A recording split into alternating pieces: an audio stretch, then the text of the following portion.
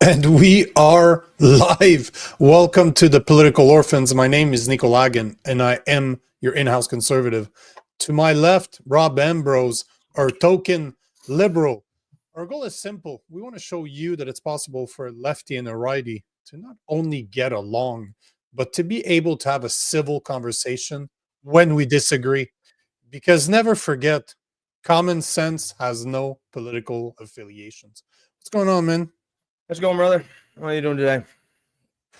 It's going to be a good show, man. I can already tell. There's so much stuff going Lots on. of stuff on the go. Yeah. I got that. And same feeling. Man, I found that Pierre Poliev, as much as I don't agree with what he just said, he for once shown a backbone. He actually said something before Carney said something. I'm actually very fucking surprised by him having a backbone. I don't agree with the message, but at least he said something. What was it about? The first subject that we're going to talk about today, Israel attacking Iran. He actually World War III. I mean, I guess we should probably talk about, World War III starting. Please. Bitch, please. You know, it's one of those things that if the news stopped talking about it, we wouldn't see it and it wouldn't matter to us. Like, let's not lie to each other. We have a massive ocean between us and them. That shit ain't coming over here. So I mean, yes and no. I certainly, it's not, the war is not going to spread over here. I do think stuff that happens on the other side of the world does matter. But the question is, how involved should we be? And I feel like we're both pretty much on the same page with this, which is not very when it comes to let me ask you the question. Let me ask you, the listeners, the question. Yeah. Do you think that Canada and the U.S. should get involved in the Israel-Iran conflict? No, I think if there's a need for a mediator, if say they want to end the war and they ask Canada to mediate, yes, I think so. But I mean, certainly we should not be getting involved, sending arms like Israel. If they started the war, man, if they could take care of them, they can take care of themselves. We should not be giving them any arms or anything like that. It's just. Let them fight it out. Let them figure it out. It's not our problem. Couldn't agree with you more, man. If there's one thing we do agree on, is definitely our how could I say this? Our lack of want of getting involved in foreign wars. Yes, we don't have a good track record. What's funny is I'm seeing a lot of like the pro-Palestinian crowd who I feel like at this stage. Okay, Greta, you should stop following Greta. Yeah, right. It's less pro-Palestinian and more anti-Israel because now 100%. They're like, it's just no matter what Israel do, they're against it. Because now, listen to talk, they're like, Israel starting this unprovoked war, and like it's like poor Iran, you know what I mean? Like, oh, poor defenseless Iran. You know what I mean? Like, no, they're not poor and defenseless. They've they can take care of themselves too, just like Israel can. Let's just stay out of it. They've been at war for like 2,000 years, more than 2,000 years.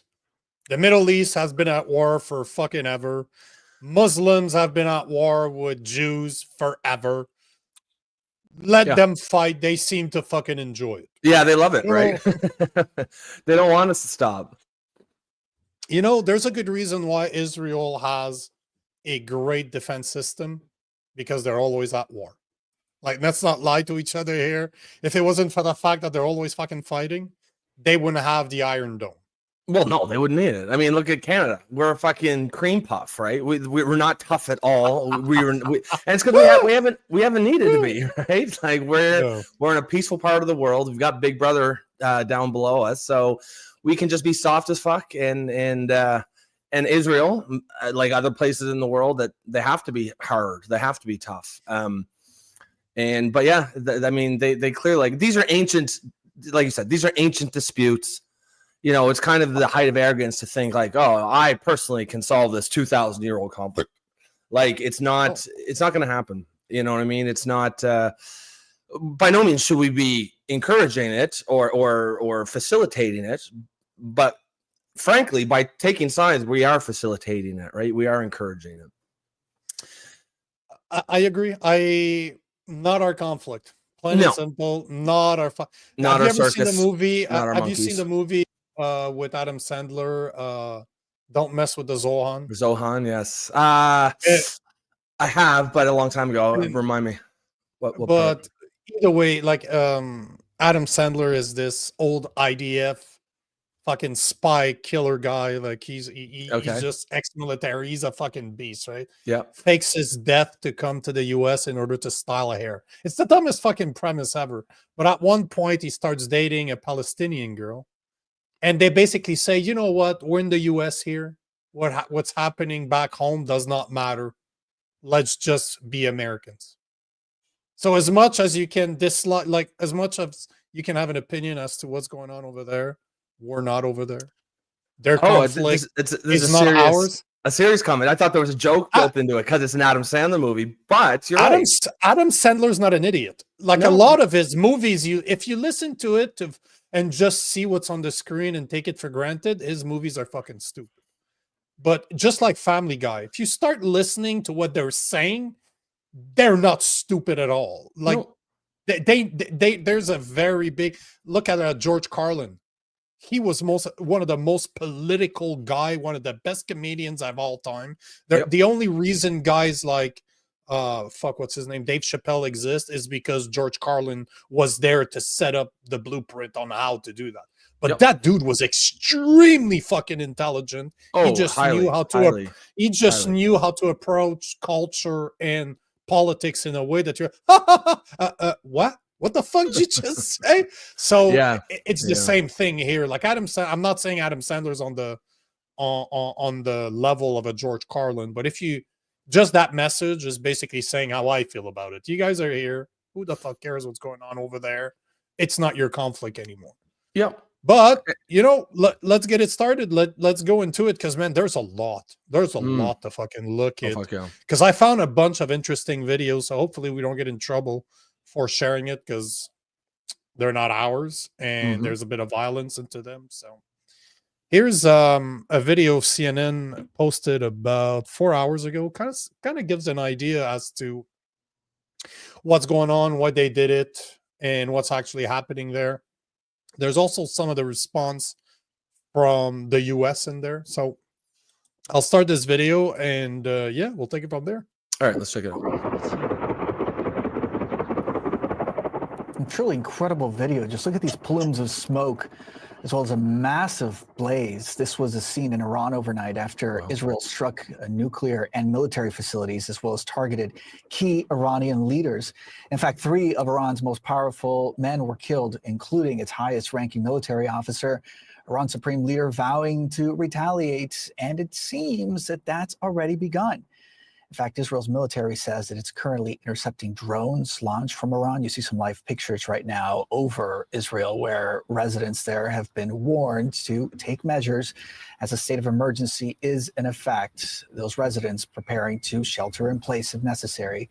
Israel says that it has used over 200 jets to strike over 100 targets in Iran. That's insane. Iranian media says that the strikes killed at least 6 Iranian nuclear scientists, in addition to the people we just mentioned. Earlier, Israel's ambassador to the UN told CNN that the strikes were an act of self-defense. But that one is interesting. Very clear.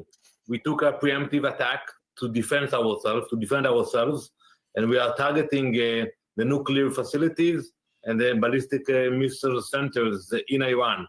So we don't go into declarations now, we take actions. We decided not to wait for Iran to attack us with nuclear capabilities. We knew that they were plotting to do that.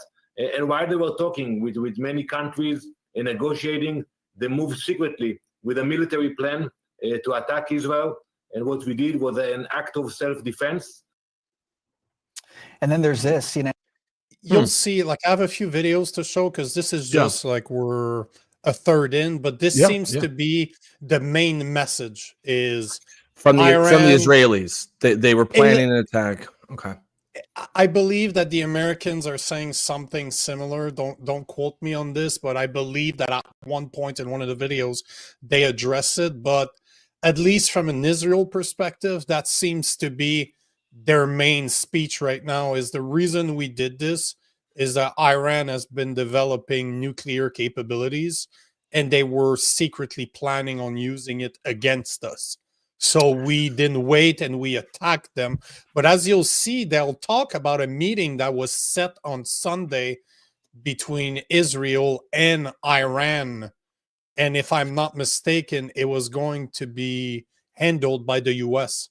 You'll see, Yeah. I believe that it's in this video that they talk about it. But I just wanted to bring up the fact that the main speech right now from Israel is we were protecting ourselves before they attack us. So that seems to be the message. Yeah, and so and also, like, I should probably clarify, just because I think Canada should essentially be neutral doesn't mean that I'm neutral on, like just as an observer, I don't think that both are equally to blame. Like, if I was Israel, let's just say, I mean, they're going to have to come out with the evidence that they say that they have, but let's for now take at face value. If that's correct, if they believe that Iran is planning an attack and that they are close to developing nuclear weapons, if I'm Israel, even though I think Canada should stay out of it, if I'm Israel, I'm probably doing the exact same thing. And it's interesting when you see the American response. Make no mistake, Israel would not have done this without, if not approval from Donald Trump, at least assurances that, at least permission from Donald Trump. Israel would not have done this without permission from the United States of America, first and foremost. At least to say, listen, you're not going to, maybe you're not going to support us, but you're not going to oppose us, right? Because they know what side their bread is buttered on. All their military comes from what is $3 or $4 billion a year. That's entirely from the U.S. So we'll see, because they do address that at one point, and that seems to be the consensus too.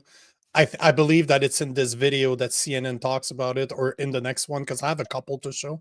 Yep. But this seems to be also the consensus, that even if Trump didn't say yes, he stayed out of the way. But he didn't say no. People see, maybe he did. Maybe he did say no. But the point is, the consensus seems to be two things right now.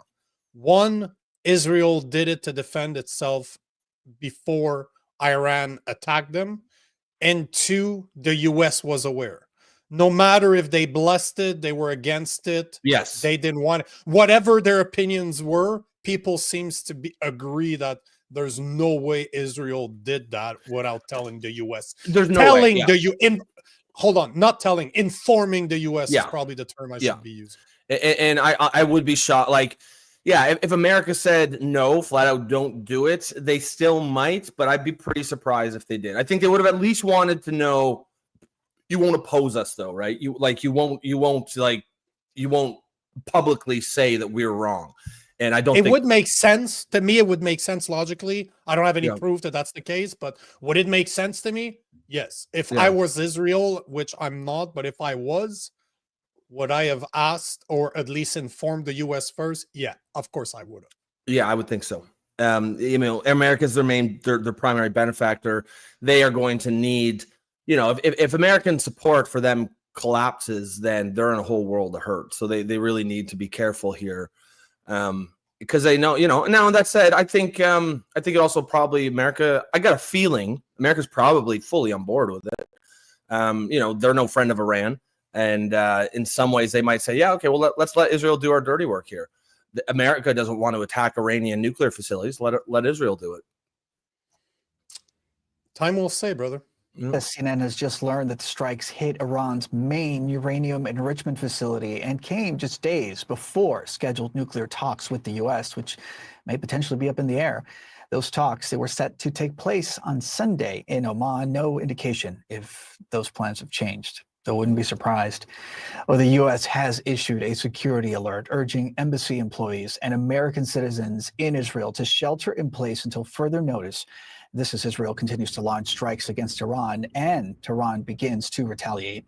The warning coming as the Trump administration is trying to distance itself from those attacks. In fact, in a statement on X shortly after the first round of strikes, Secretary of State Marco Rubio stressed that Israel took, quote, unilateral action against Iran with no U.S. involvement. Rubio stressed that the administration's top priority is protecting the U.S. forces and the assets in place in the region. You know, what I find interesting about this is tonight Israel took unilateral action against Iran. We're not involved in strikes against Iran. Nowhere is it saying that they didn't know. They just said that they knew. Absolutely, they knew. I'm sure it was some version of just that message kind of makes it clear that hint, wink, wink. Hint, we knew, but we're not involved. Which, you know what, I potentially I could believe. Is it a great way to just deny everything? Like, oh, we weren't involved. They let us know, but what were we supposed to do? They don't align with Iran either way.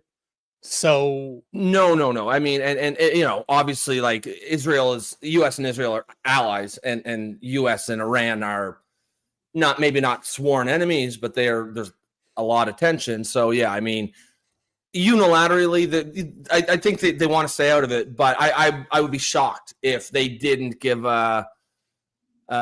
know, the green light. Can't tell you what to do. Do your thing. You know, hint, wink, wink. I'm joined now by Stephen Cook, Senior Fellow for Middle Eastern Studies at the Council of Foreign Relations. It's so good to have you, Stephen. My pleasure. I should also mention you're the author of The End of Ambition, America's Past, Present, and Future in the Middle East. Stephen, let's get straight to some of the comments that you may have just heard right now from one of my previous guests, Gideon Levy. And he told me that it was his opinion that he did not see Israel carrying out this level of attack without some form of approval from the United States. Now, bearing in mind what we just heard and what I just shared with the viewers right now that came from the Secretary of State, is stressing that this was unilateral action. Where do you believe that the United States stands when it comes to this round of strikes? Well, it certainly is the case that President Trump has signaled over and over again that he wants a diplomatic solution to Iran's nuclear program, whereas Israel has said no solution is possible as long as the Iranians can enrich uranium. So there. You know, one of the things I was surprised when I found this video is this is CNN. This ain't Fox. CNN has not accused Trump of anything, and we're like almost 4 minutes in. That kind of blew my mind. That CNN, like as I'm watching it right now, I'm like, what? I didn't notice that the first time, but even him is basically saying like Trump has been very clear that he just wants kind of them to stop what they're doing, but he wants a diplomatic solution.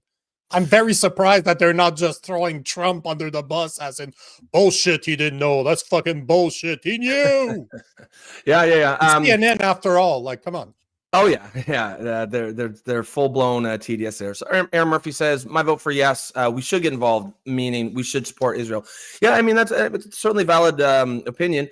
Now, when you say support, Aaron, what do you mean specifically? Do you mean public support, like diplomatic support? Do you mean sending money to Israel to support the war effort, which they already do? Do you mean actual military support? Because you know there's scales of support. But yeah, all right. Well, you might as well just take her other one. She's just saying Aaron qualifies public support. Yeah, I mean, it's certainly. I mean, and to be clear, I think public support is fine. I think I was meaning more like financial support, and I'm speaking from Canada's perspective. I don't think we should be getting involved in the war in terms of sending troops, obviously, or money. However, yeah, I don't have any issue whatsoever with America supporting their ally Israel publicly, and I suspect they will at some point probably do exactly that. You know, I've been asked that question before. I have friends that are from Israel, and you know, if you give me two choices, do I agree more with Iran or do I agree more with Israel? Do my values align more with Iran or do they do more with Israel? The answer is pretty fucking clear that as a Christian, I could go to Israel. Yeah. As a Christian, I can't really go to Iran. Yeah. Let's be fucking honest here. You wouldn't be welcome. My moral system do not align with Iran. Yes. Does that mean we should get involved if there's a war between the two? No. But if you gave me a choice, if you asked me who I align more with, I have to say Israel. I have to. I don't align with Iran's values at all. Like, at all. I'm not welcome there. So obviously we don't agree, and this is not a country I plan on visiting, right? No, it's not. Wouldn't recommend it if you're a Christian or a woman. Or it's like, yeah, exactly. Can't right? really hide that one very well either. So there is a All difference between Get the back two. to it. Of course, the Israelis did inform the United States that this operation was going to happen. And as a result, it is entirely possible that the president either blessed it or said, you're on your own. But at the same time, I there's agree a with tremendous amount Yeah, that's kind of what we were saying. between Israel and the United States. And it is possible once it was underway that the United States offered intelligence support to the Israelis as the operation unfolded. Of course, when it comes to the defense of Israel, certainly the United States would be in the background providing support to the Israeli Air Force and Israeli forces as they contend with incoming drone strikes or ballistic missile strikes. And in the days leading to these missile strikes, we know that President Trump, not just privately, but certainly publicly, said that he was hoping that there would be some restraint from Israel as these talks were ongoing. Now, to be clear, we don't have any indication that those plans have changed. But as I said a moment ago, we wouldn't be surprised if they do. So do you think that the president in the U.S. Still has a chance of getting these sides to the negotiating table after what we just saw the last few hours and what has been promised in the hours and days ahead? I think it's quite unlikely that the Iranians are going to show up for talks this coming weekend, especially as Israeli journalists are reporting that there was full coordination between the United States and Israel, and that, in fact, the United States and Israel were engaged in a rather elaborate deception campaign that made this attack more effective than it otherwise would be. But even so, even if it is the case that, as we know publicly, that the Trump administration is distancing itself from the attacks, it strikes me that the Iranians are going to be more concerned about retaliation against Israel, as well as threatened retaliation against the United States for Israel's attack, than they are going to be interested in negotiating a deal with the United States. Stephane, you wrote the book on the future in the Middle East, quite literally, as we just said a short while ago. So help us look into the future. What does this conflict, this campaign, this war really look like in the next 24 to 48 hours for the people in Israel and those in Iran? Well, it certainly is the case that there are going to be strikes and counterstrikes. It really depends on how effective Israel's initial blows really were. There was an attempt to decapitate Iran's armed forces, the Islamic Revolutionary Guard Corps, to destroy its nuclear infrastructure as well as its nuclear scientists. So the question remains whether Iran really has the capacity any longer to strike in ways that will deal a major blow to Israel. If they do, there are going to be multiple rounds of Israeli strikes and Iranian counterstrikes. If they don't, we are really genuinely in a new era where the Islamic Republic has been defanged. We really won't know that for the next couple of days or so, how the Iranians can respond and what the Israelis are going to do. But there is the real possibility that this has been a paradigm shift in the region, where Israel has done a tremendous amount of damage, not just to Iran's proxies, but to Iran itself. No doubt we are at a It's a great video. Like, I'm very impressed by CNN's video. Like, I never thought impressed that was with good, CNN video would be good. ever in a sentence coming out of my mouth, but I It was was a good guess for sure. Yeah, but even for once, the reporter, I don't know I've never seen that guy before, was actually reporting on the news and not just reacting to it as a commentator. He actually did his job as a reporter. I'm very impressed with this video. It was one of the best that I found this morning to speak about this, and the guest was great too. But it's interesting what he said, that this could be a paradigm shift in the Middle East, because if they did cripple, because remember, they attacked a bunch of people and they ended up terminating 3 of their the main head of their military is gone, and 2 of the high commands are gone as well. So you're talking about 3 of the top heads Yeah, are gone. It's been effective. It'll Did you see how because yeah, sorry, go for it. I was just gonna say it'll be really interesting to see kind of what happens over the next couple of days. Clearly Iran has to respond. There has to be some retaliation. They already I did. guess, yeah, I guess the question is it if they've sent some drones and some missiles, and if that's all it is, then it's almost Iran, I think, saying, okay, like they clearly had to respond to some degree, or their own people would probably turn against them. But they probably don't really want a broader war. They're not, they're not acting like, say, Israel did after October 7th, who said, okay, we're gonna annihilate Hamas. So we'll see. It'll be interesting to see how comprehensive the response is. If all they end up doing is some drones and some missiles, I would say Iran will just be happy that, or basically happy to leave it, and it doesn't want to escalate to a broader war. And Israel may be happy too with just taking out nuclear capabilities. It'll be, I don't know, man. It's very fucking interesting because I agree with you that I have some videos to show you the Iran's response up to now. I also have a video I wanted to show. But before I do, I wanted to show you a video on how Israel did it. There's a video that CNN has released. Interesting. It actually shows how Israel did it, and it looks like it was spy work done within the borders of Iran.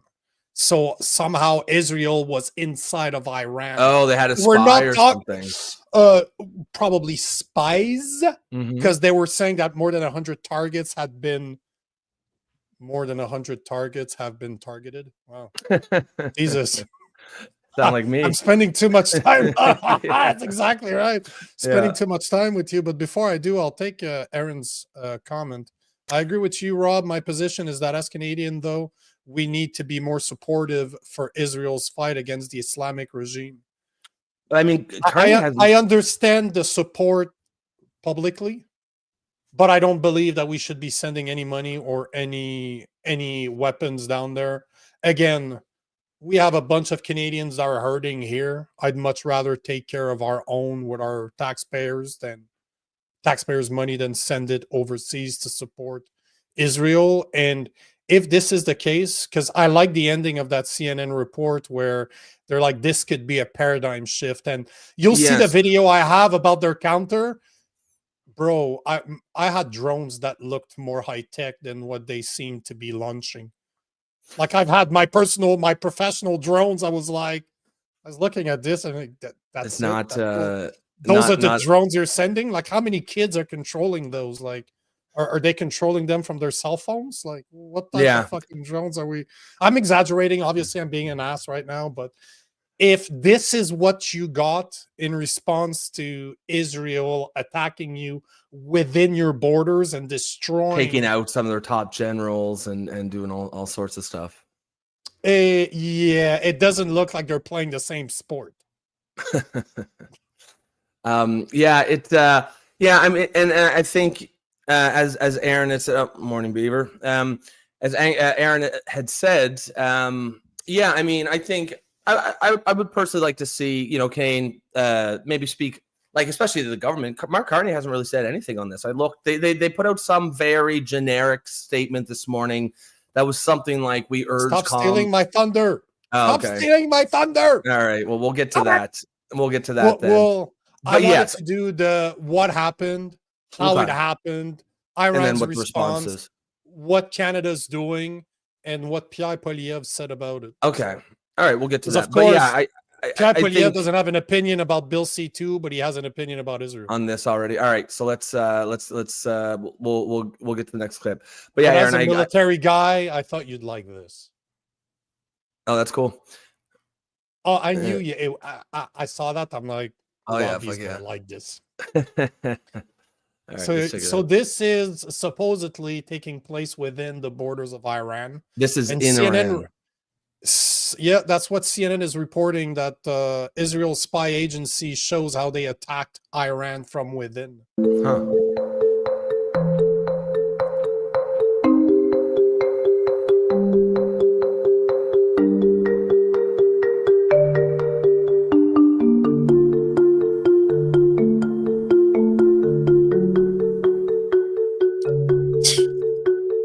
looks like a video game, man. Yeah, it does. That shit does not look real.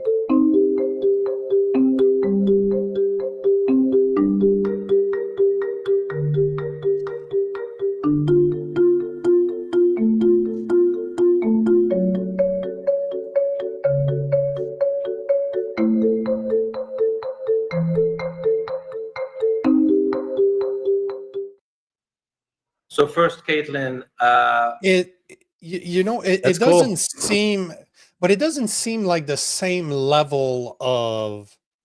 You'll see. Like, let me show you a video that I found from Al Jazeera. Okay. You've seen them before. Like, they report a lot on the Middle East. I'm pretty sure they're a Muslim organization, but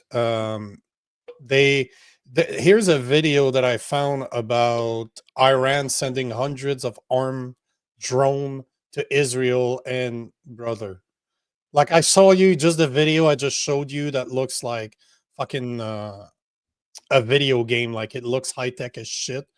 And then just hear the sound of those drones. I'm like, wow, that sounds like something you bought at Walmart. But check this video of hundreds of drones being sent by Iran towards Israel and their Iron Dome.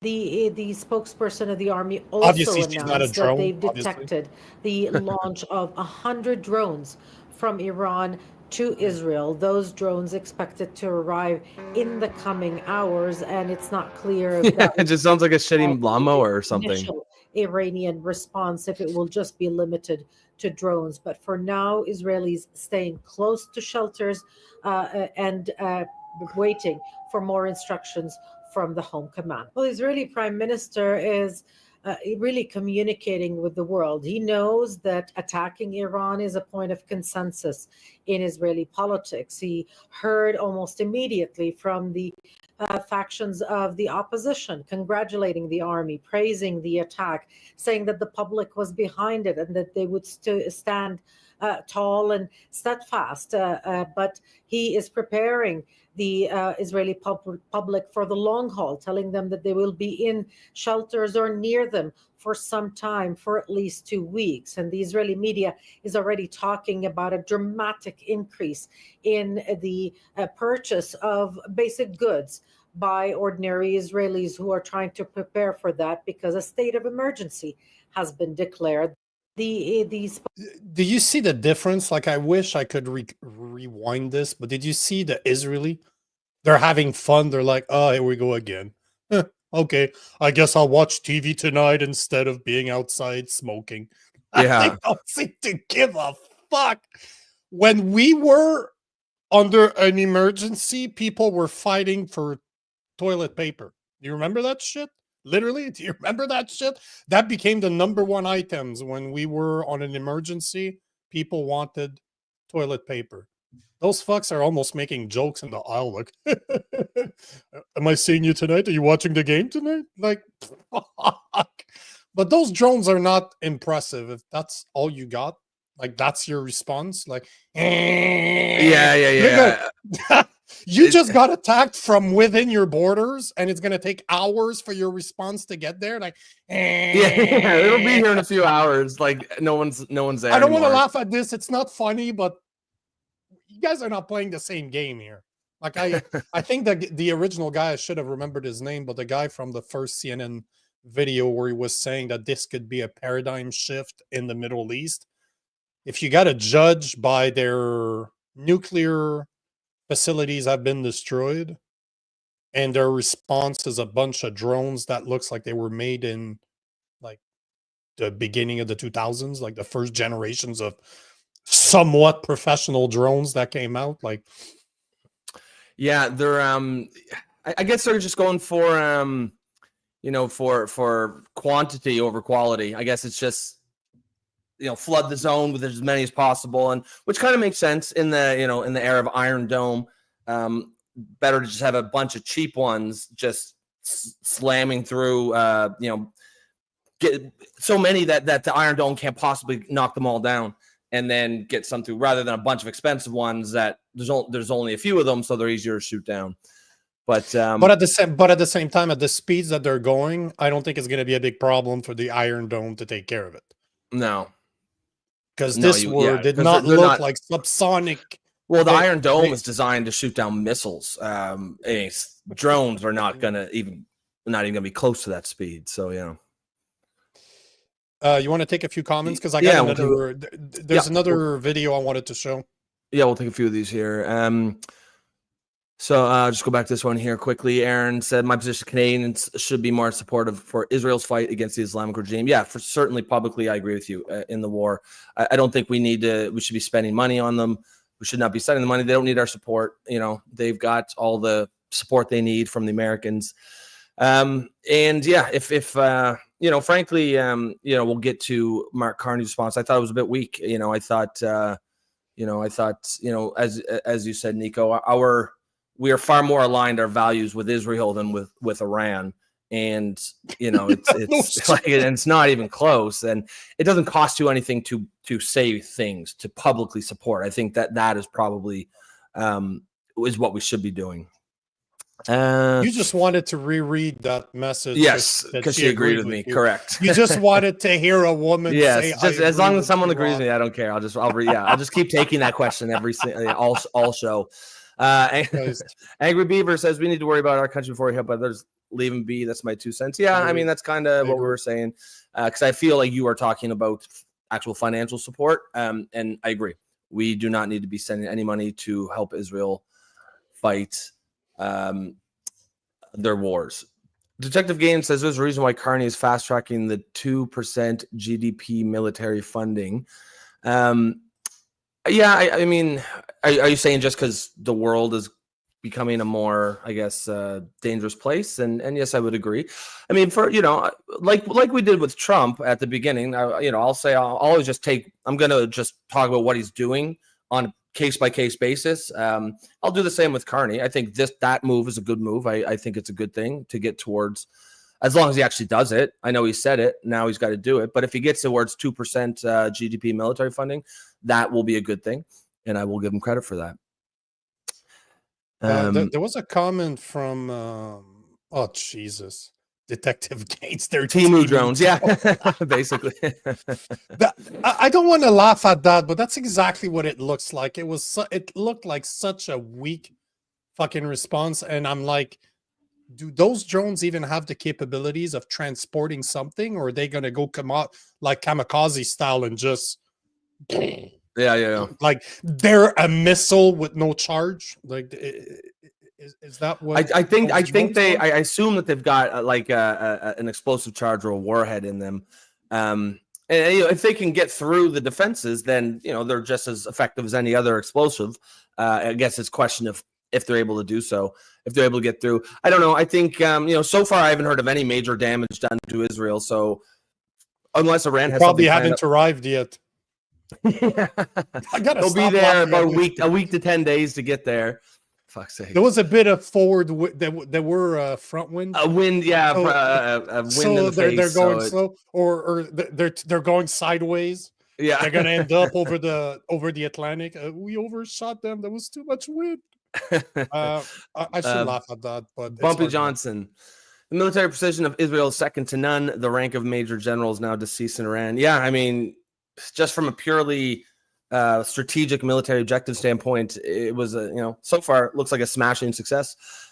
They've killed, I don't know if they killed every major general, but they've certainly killed some, and maybe it has been everyone, but they clearly, I think they had some people on the inside because they were able to target this with high precision. That's pretty fucking clear that that was very well planned out. Seems like they've had help. Up to now, we can only speculate, and I'm not trying to pick sides here, but it doesn't look good for Iran. Like no. This looked extremely organized, and I don't think that Iran was ready for this at all, at all. No, and they should have been. All the shit they've been talking lately, and just all the tensions. That's not that. If I were the Iranians, I would be furious. If I was like the leader, I would be, heads are going to roll for sure. The ones that haven't already rolled. I was going to say, I think, yeah. Which heads? The Israelis have already rolled a few heads of their own. Bumpy says, reminds me of Operation Focus, June 5th, 1967. Israel takes out the Egyptian Air Force. Yeah, I'm not entirely familiar with that one, but I am familiar with the 1967. Is that the Yom Kippur War or the 5-day war or something? But yeah, I know Israel also. Like, they like, I mean, if you had to pick like a country that's the best at war for the last 100 years, like Israel would have to be up there. They've been extremely effective at the wars that they have fought. They've been at war for more than 2,000 years and that's straight. And I think that's directly related to why they're so good at it, right? They have to be good at it. Because they're still there. They're still alive. So they know what they're doing. Right? Agree with them or not, you have to give credit to Mossad and the IDF. This is not their fucking first rodeo. They know what the fuck they're doing. If you're going to start calling them out or threatening Israel, be ready, because those guys don't fuck around. Love them, hate them, they don't give a fuck. They will do what they need to do. Yeah. However you feel about it, right? It's just... Yeah, I wouldn't want to piss off they're good at Israel. I wouldn't want to fuck with them. Whatever you feel about them, like, they're good at it. And bro, I've trained with guys hand-to-hand combat in IDF. I've been trained by IDF. Well, they invented Krav Maga or something. Yeah, but Krav Maga is not a real martial art. They basically stole all the IDF. People don't know this, but Krav Maga was developed in the last century, and all they did is literally they sent spies around the world, and they copied the best move of the best martial arts out there. Oh, really? And they put it all together. Yeah, because like I've done Muay Thai for 2 decades, right? I don't really know much about it. Oh, bro, it is not a fighting, like, it is not meant as a sport. Most martial arts have evolved into a sport. A sport, so right, with rules and You look at Muay Thai, for example, it's derived from something called Muay Boran, which was a military system that Thailand would use to attack and defend themselves. It was based with swords, with all the weapons available at the time, but it was not a fucking sport. It was meant as a military system to kill people. And then now it's got like points scored and stuff like that. They derived Muay Thai from Muay Boran, which is a sport. You have rules. There's things you cannot do. But if you look at Krav Maga, there's no competition in Krav Maga, and it's not a sport. It is meant to put an end to a conflict. And what is very interesting about Krav Maga is that in Canada and the US, we're used to very big places that we fight in.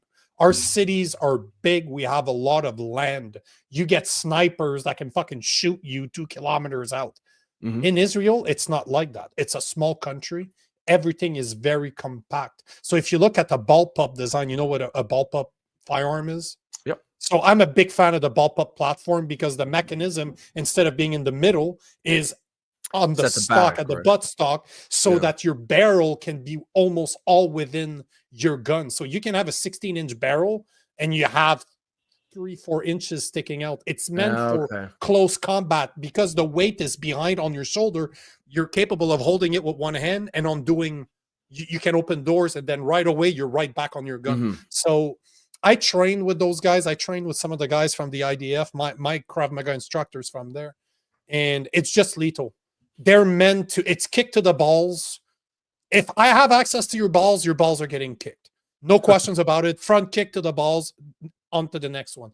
But they teach you everything from hand-to-hand combat to multiple attackers, knives, baseball bat, guns, how to arrest people, how to protect VIPs, like very important people, like as in I'm walking with my family. How do I put myself between my family and the threat as I'm handling multiple attackers? Like some of the training, bro, I got some videos. I'm purple. I take my shirt off. I am covered in bruises because we practice with baseball bats. We practice with knives. We practice with guns. And man, you get hit, you miss your protection, but you have 6 guys attacking you at the same time. You're going to get hit. That's the whole point, right? We've had seminars where he got me in just to teach people what it is to fight somebody that can fight. Because a lot of martial arts, they show you how to defend yourself against somebody that once you hit them, they stop. If you and I are gonna fight, I don't care how good you are at martial art, we're gonna be at the hospital together. It's gonna suck. If I fight another experienced fighter, it's gonna be a fight. I'm not gonna back down. I'm gonna fight. Yeah. So what the fuck do you do? So the martial art is very fucking different, but it is brutal, bro. You don't Really? do, Huh? oh, my hands have been purple, as in we spent a week down. My hands are purple just from fucking hitting. You're hitting hard surfaces. Like you don't have a 16-ounce glove protecting your knuckles. No. You're hitting people with masks. Bang, elbow to the face. You're fucking up your elbows. You're fucking up your hands. Either way, I fucking love martial arts. Krav Maga is brutal. And you train in your gear. So you're training with shoes. And my buddy that trained the IDF in hand-to-hand combat would wear Solomon shoes. Do you know the Solomon? SOLOMAN? They're hiking boots. He found a type of Solomon shoes that had hard, tiny little plastic, kind of, how do you call it? Like they're tiny little triangles. So the seam at the bottom is all hard plastic, and he will kick you in the chest. He'll kick you in the face. He'll kick you anywhere he can target. He doesn't give a fuck. If you're training with him, get ready because it's gonna fucking suck. Yeah, sounds like it. It's meant to defend yourself. It's meant to be in a life and death situation. How do you handle as many people as possible in the shortest amount of time? Because it's not a sport. You're there to fucking fight for your life. So it's a very interesting mindset to be in to do martial arts. Yeah, well, yeah, exactly. And I mean, it makes sense given Israel, like nothing they do is for show, because it's real for them, right? Like they're actually, they're the only country that's not Muslim in the Middle East. What the fuck are they supposed to surrounded do? completely by countries who want to wipe them off the face of the map. Yeah. So they certainly are. They're in a tough neighborhood. Put it that way. They had to be. They're tough. a white guy. Yeah, they're the white guy growing up in the ghetto. Yeah, exactly. You gotta be tough, or you're not gonna make it. Angry Beaver says, "Carney giving a weak response? Never. Yeah, that's a big shocker, right? Would have been not as weak as what he gave. So yeah, and we'll get to that here in a minute. We'll take a few more there, and then we'll get to that. Bumpy says Israel is one of the West's best allies for practical application of military equipment, such as the Iron Dome or Stuxnet. They're very good in the research development area, important ally. Yeah, I mean, what we were just talking about was martial arts, but it's the same thing. They're so good at developing effective tactics and strategies because they're in the shit. They're right in the thick of it, and they have to be. It's not theoretical for them. And there is value in that for as an ally in the West. And I'm glad that Aaron Murphy had earlier kind of give that correction, because when we first started, I was saying no, we should just be staying out of it. We should not support. I was referring to financially, because usually when we're talking about it, we're talking about the Israel-Palestine conflict or even the Ukraine-Russia war.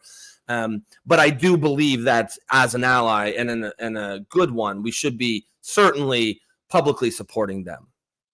That doesn't cost us anything.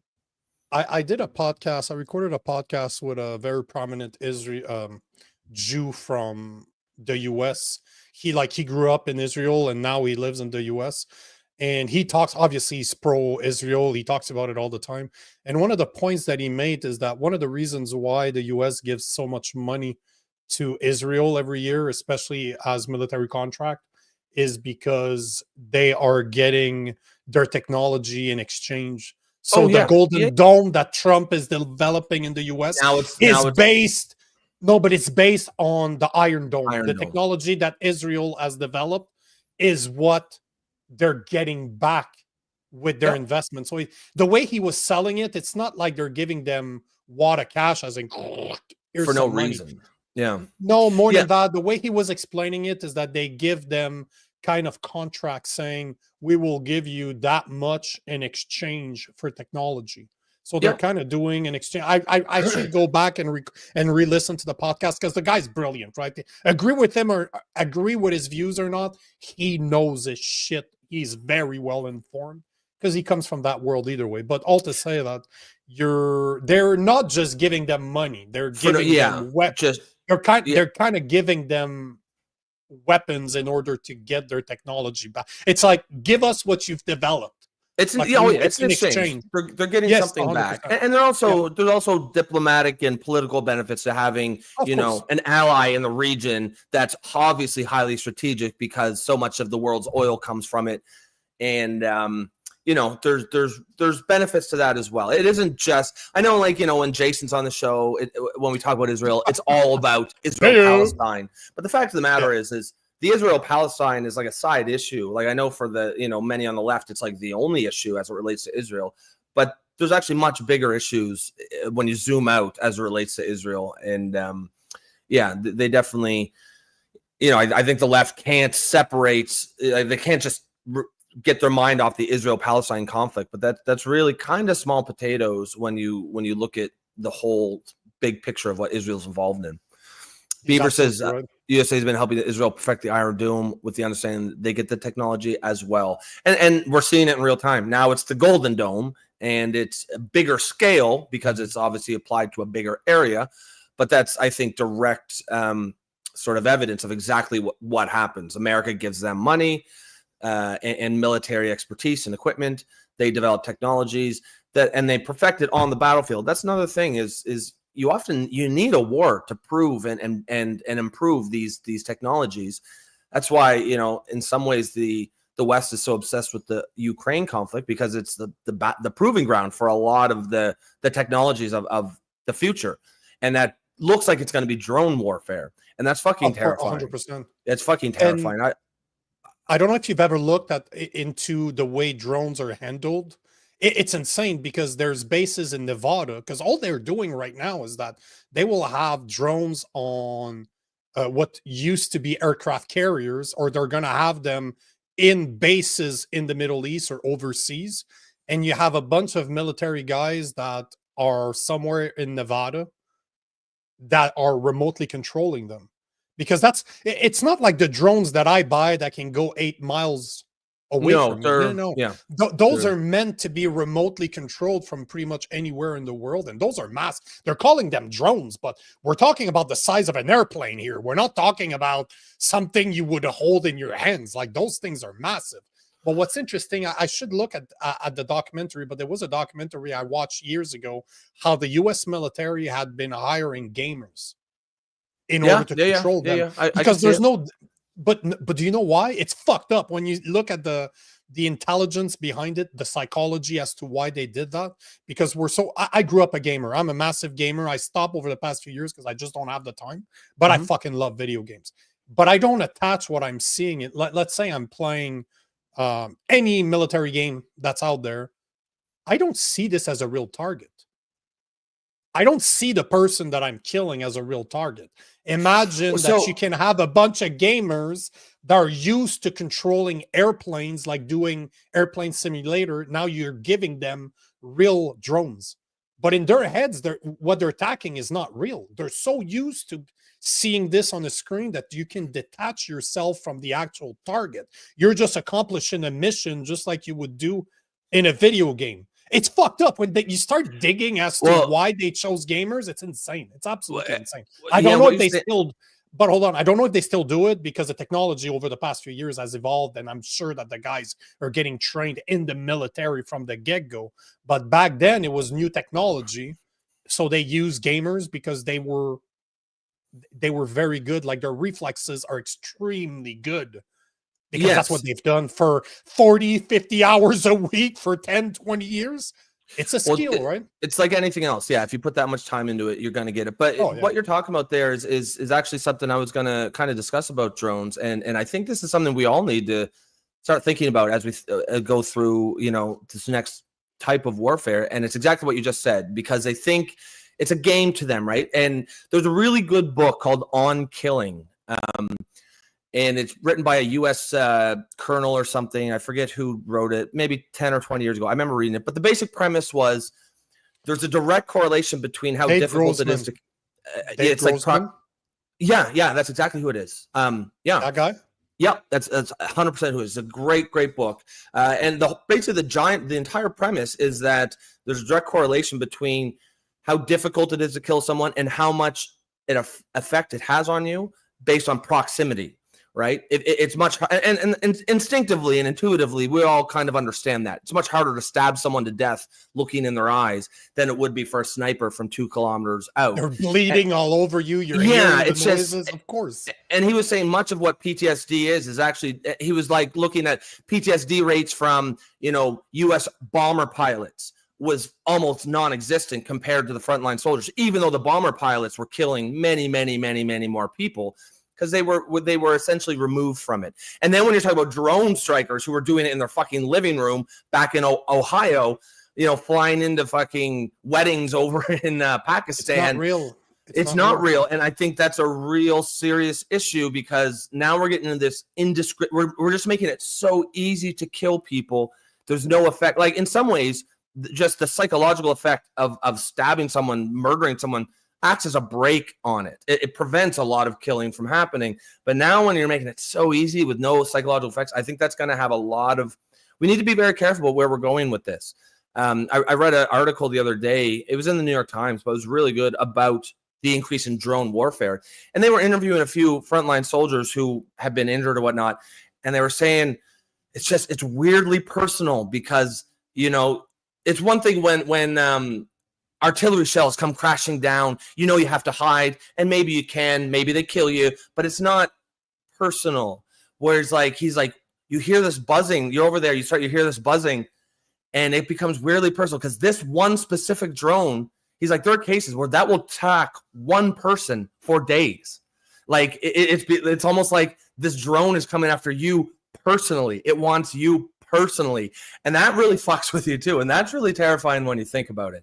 Like, it's one thing to, like, I know the enemy wants to kill all of us because we're the enemy, but it's another when that wants to kill me, Rob Ambrose. Like, and if I can get away today, I need to still look, because it might track me down tomorrow. And there's it's like this nightmarish Black Mirror episode, and I don't know, it's, we talk about like AI and all, there's so many changes, and to a certain extent, it's a genie we can't put back in the bottle. But I think there's value in talking about. People like us need to at least talk about, because there's discussions that we're not having that we need to be. I've told you this before. Like, I've attended, because of my last job, I was in technology. That's all I did. So we were always recommended, if there were massive events like a Cisco, for example, which is a massive equipment provider in telecommunications, you could go to their events. They would last days at a time. They would have some of the best speakers on the planet. And that's what I did for a living. So I needed to be aware of the new technology that was coming out. And I've said it on the podcast multiple times, but I'll repeat it again. And it's a shame I don't remember who the guy was, but he was giving a TED Talk, and he just started talking how his company had developed drones that could attack people based on their DNA. All they needed is to have your DNA. Oh, fuck me, bro. Scary. And that's before AI. We're talking, at least, I would say, I was still in Toronto. So you're probably talking 8 years ago, 10 years ago. Oh, man. Now with AI technology. Well, with this kind of technology, you have to assume what you see, what they're deploying now, is probably 10 years behind it. Like, that's what they were developing 10 years ago. So what they're developing right now will blow our minds. AI drones that could hunt and kill people, built in just hours by scientists for a game. Yeah. That's just a title of an article that's been released a year and a half ago, almost, like March 7th. It's scary, man. It's really scary.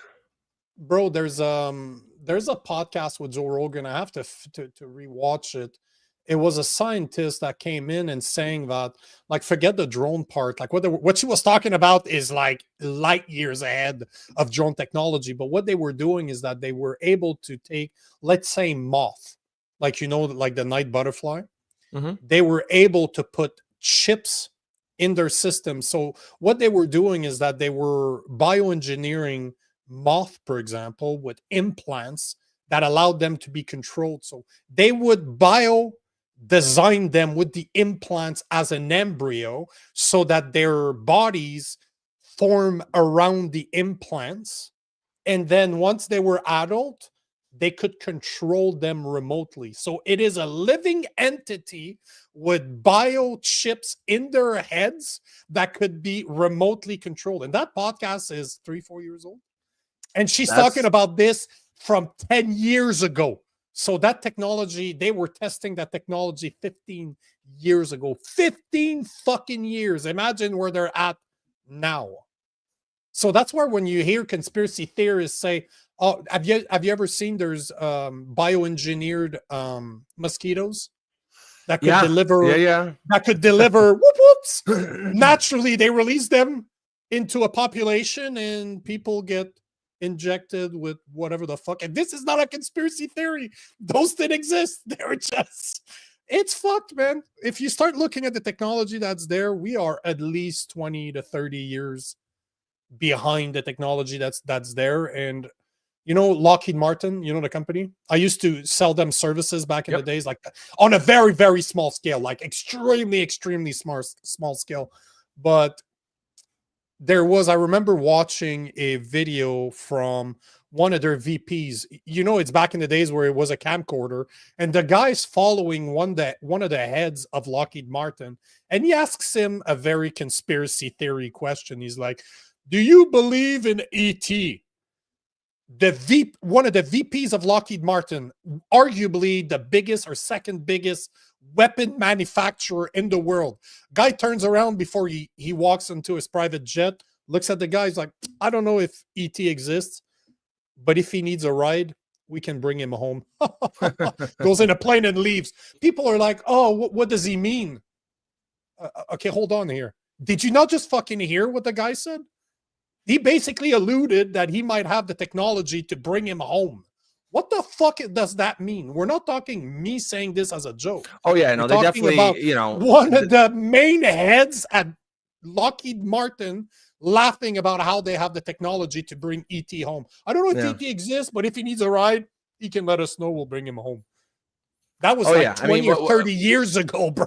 Yeah, what we're aware of is technology is way further ahead of it for sure. There's scientists that came out to say that they've worked on technology that you couldn't comprehend. Yeah. Even if we tried to show you, your brain cannot comprehend what you're seeing. This is why some experts say that the reason why we cannot, even if we could, let's say that the government and black projects had the best interests at heart and they wanted us to be aware of everything, we can't handle it. They're so advanced that they need to release that in small portions because it's just too much. We're so behind that we wouldn't understand what the fuck are we looking at. No, it's pretty crazy when you think about what's out there, and especially like Lockheed Martin. You know that they're at the cutting edge of whatever the Boeing, Lockheed Martin, two of the biggest weapon suppliers in the world. Yeah. With trillions of dollars being leaked to their black programs. Oh yeah, sure. Story, man. You remember Independence Day with Will Smith? Oh yeah, I love that movie. That was a great movie. Where they're like, you didn't think you spent $10,000 on a hammer, did you? Yeah. But all to say that they show up to a base and they're like, "Oh yeah, we've been playing with this and it's been very exciting because now the technology is like, what?" You know that shit is going on to a certain degree. Do they have aliens and shit? I believe that they do, but you know that those programs have existed forever, right? So, oh yeah, absolutely. But yeah, I mean, it's obviously good fodder for sort of conspiracy theorist talk because it's so, you know, there's clearly something going on. Like like these technologies, like whatever the technologies are out there that are being developed now, they're going to blow people's minds. And because they're secrets by nature, they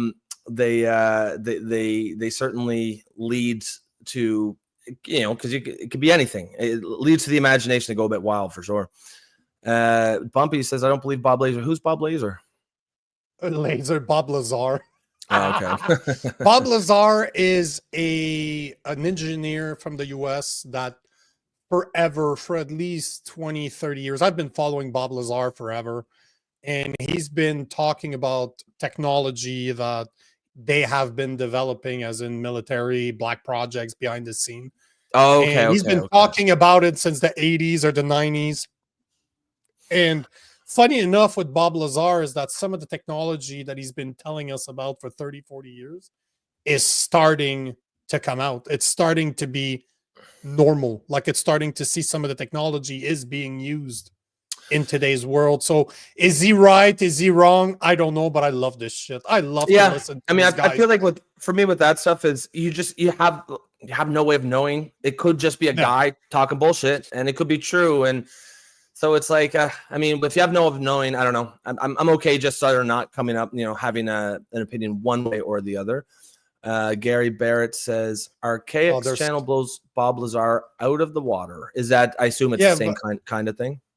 Yeah, but you got to be careful because Bob Lazar, it's easy today to say it blows Bob Lazar out of the water, but that channel would not exist if it wasn't for guys like Bob Lazar. Bob Lazar was the OG. Because he's one of the first ones. It's because the whole story behind Bob Lazar is that he would have invented, I have to confirm it, but he would have invented I think it was an electric powered car or a water powered car 30 years ago.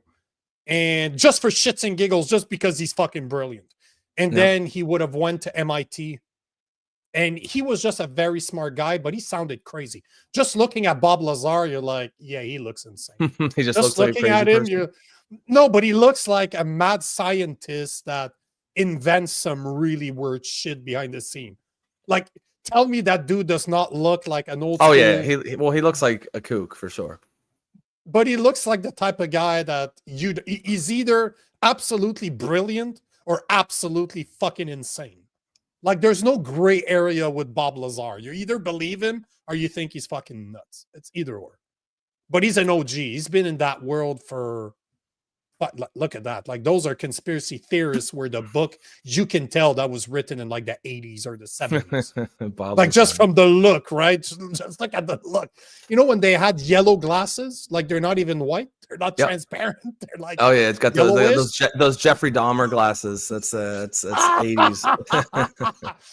Not to mention a serial killer. Just like, he's got that vibe, got that look for sure. But see, Bob Lazar has been releasing stuff like this forever, of spaceships and alien technology, and he's been on Joe Rogan. If you want to see him, like he's an interesting dude. Like him or not, he's very fucking. It's very entertaining to listen to him talk. Cheryl says Nico and Rob, drones are scary. Yeah, and I want to I just want to show you guys something that I just. It's not the drone that's scary, is what they're capable of doing and who controls them that's scary. Yeah, well, here's an example of, so this isn't graphic or anything, but it's creepy. So this is what's going on in the Ukraine right now. Just put yourself in this guy's shoes. Like, how fucking, and I got a feeling like this drone operator is just fucking with him. I think he could go after him at any moment. I think he's just, and it's just, like, he's probably just a gamer fucking around and having fun and high-fiving his buddy. And I don't know, man. I think, I just think there's a lot of questions about how we want the future to look based on stuff like this. And then you're making a mistake. There's nobody controlling that, bro. Oh, yeah, drone. Yeah. That's for, you don't think? No. That's bro. No. Brother, I've had drones that will follow me without me doing anything. I had that as a person. And then he just gets tired and he says, "Fuck it." No, but I personally have. I'm pretty sure that's a manned drone. No, you're not getting what I'm saying. There doesn't need to be an operator, is what I'm saying. I think in that case there is. Like DJI drones, one of the best drone company for professional drones. Yeah. Off of one that I bought 4 years ago, I could literally set it up off my cell phone to track me. Oh yeah, no, it would recognize me and it would spin around. You're right. Oh no, that's what I'm saying. That part is, I'd much rather have a human being controlling it because he's prone to mistake. Yeah. AI controlling it, oh, you're fucked because there's no emotions in there. Yeah, exactly. It's scary.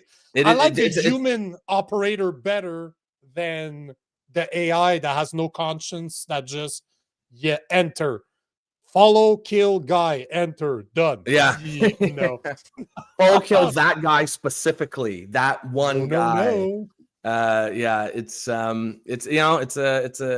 crazy future for sure, and I guess I guess all we can do is comment on it. Was there? Should we? We did. All I'm gonna say is, to a certain extent, I'm not as Who's Art Bell? informed. Oh, he's another.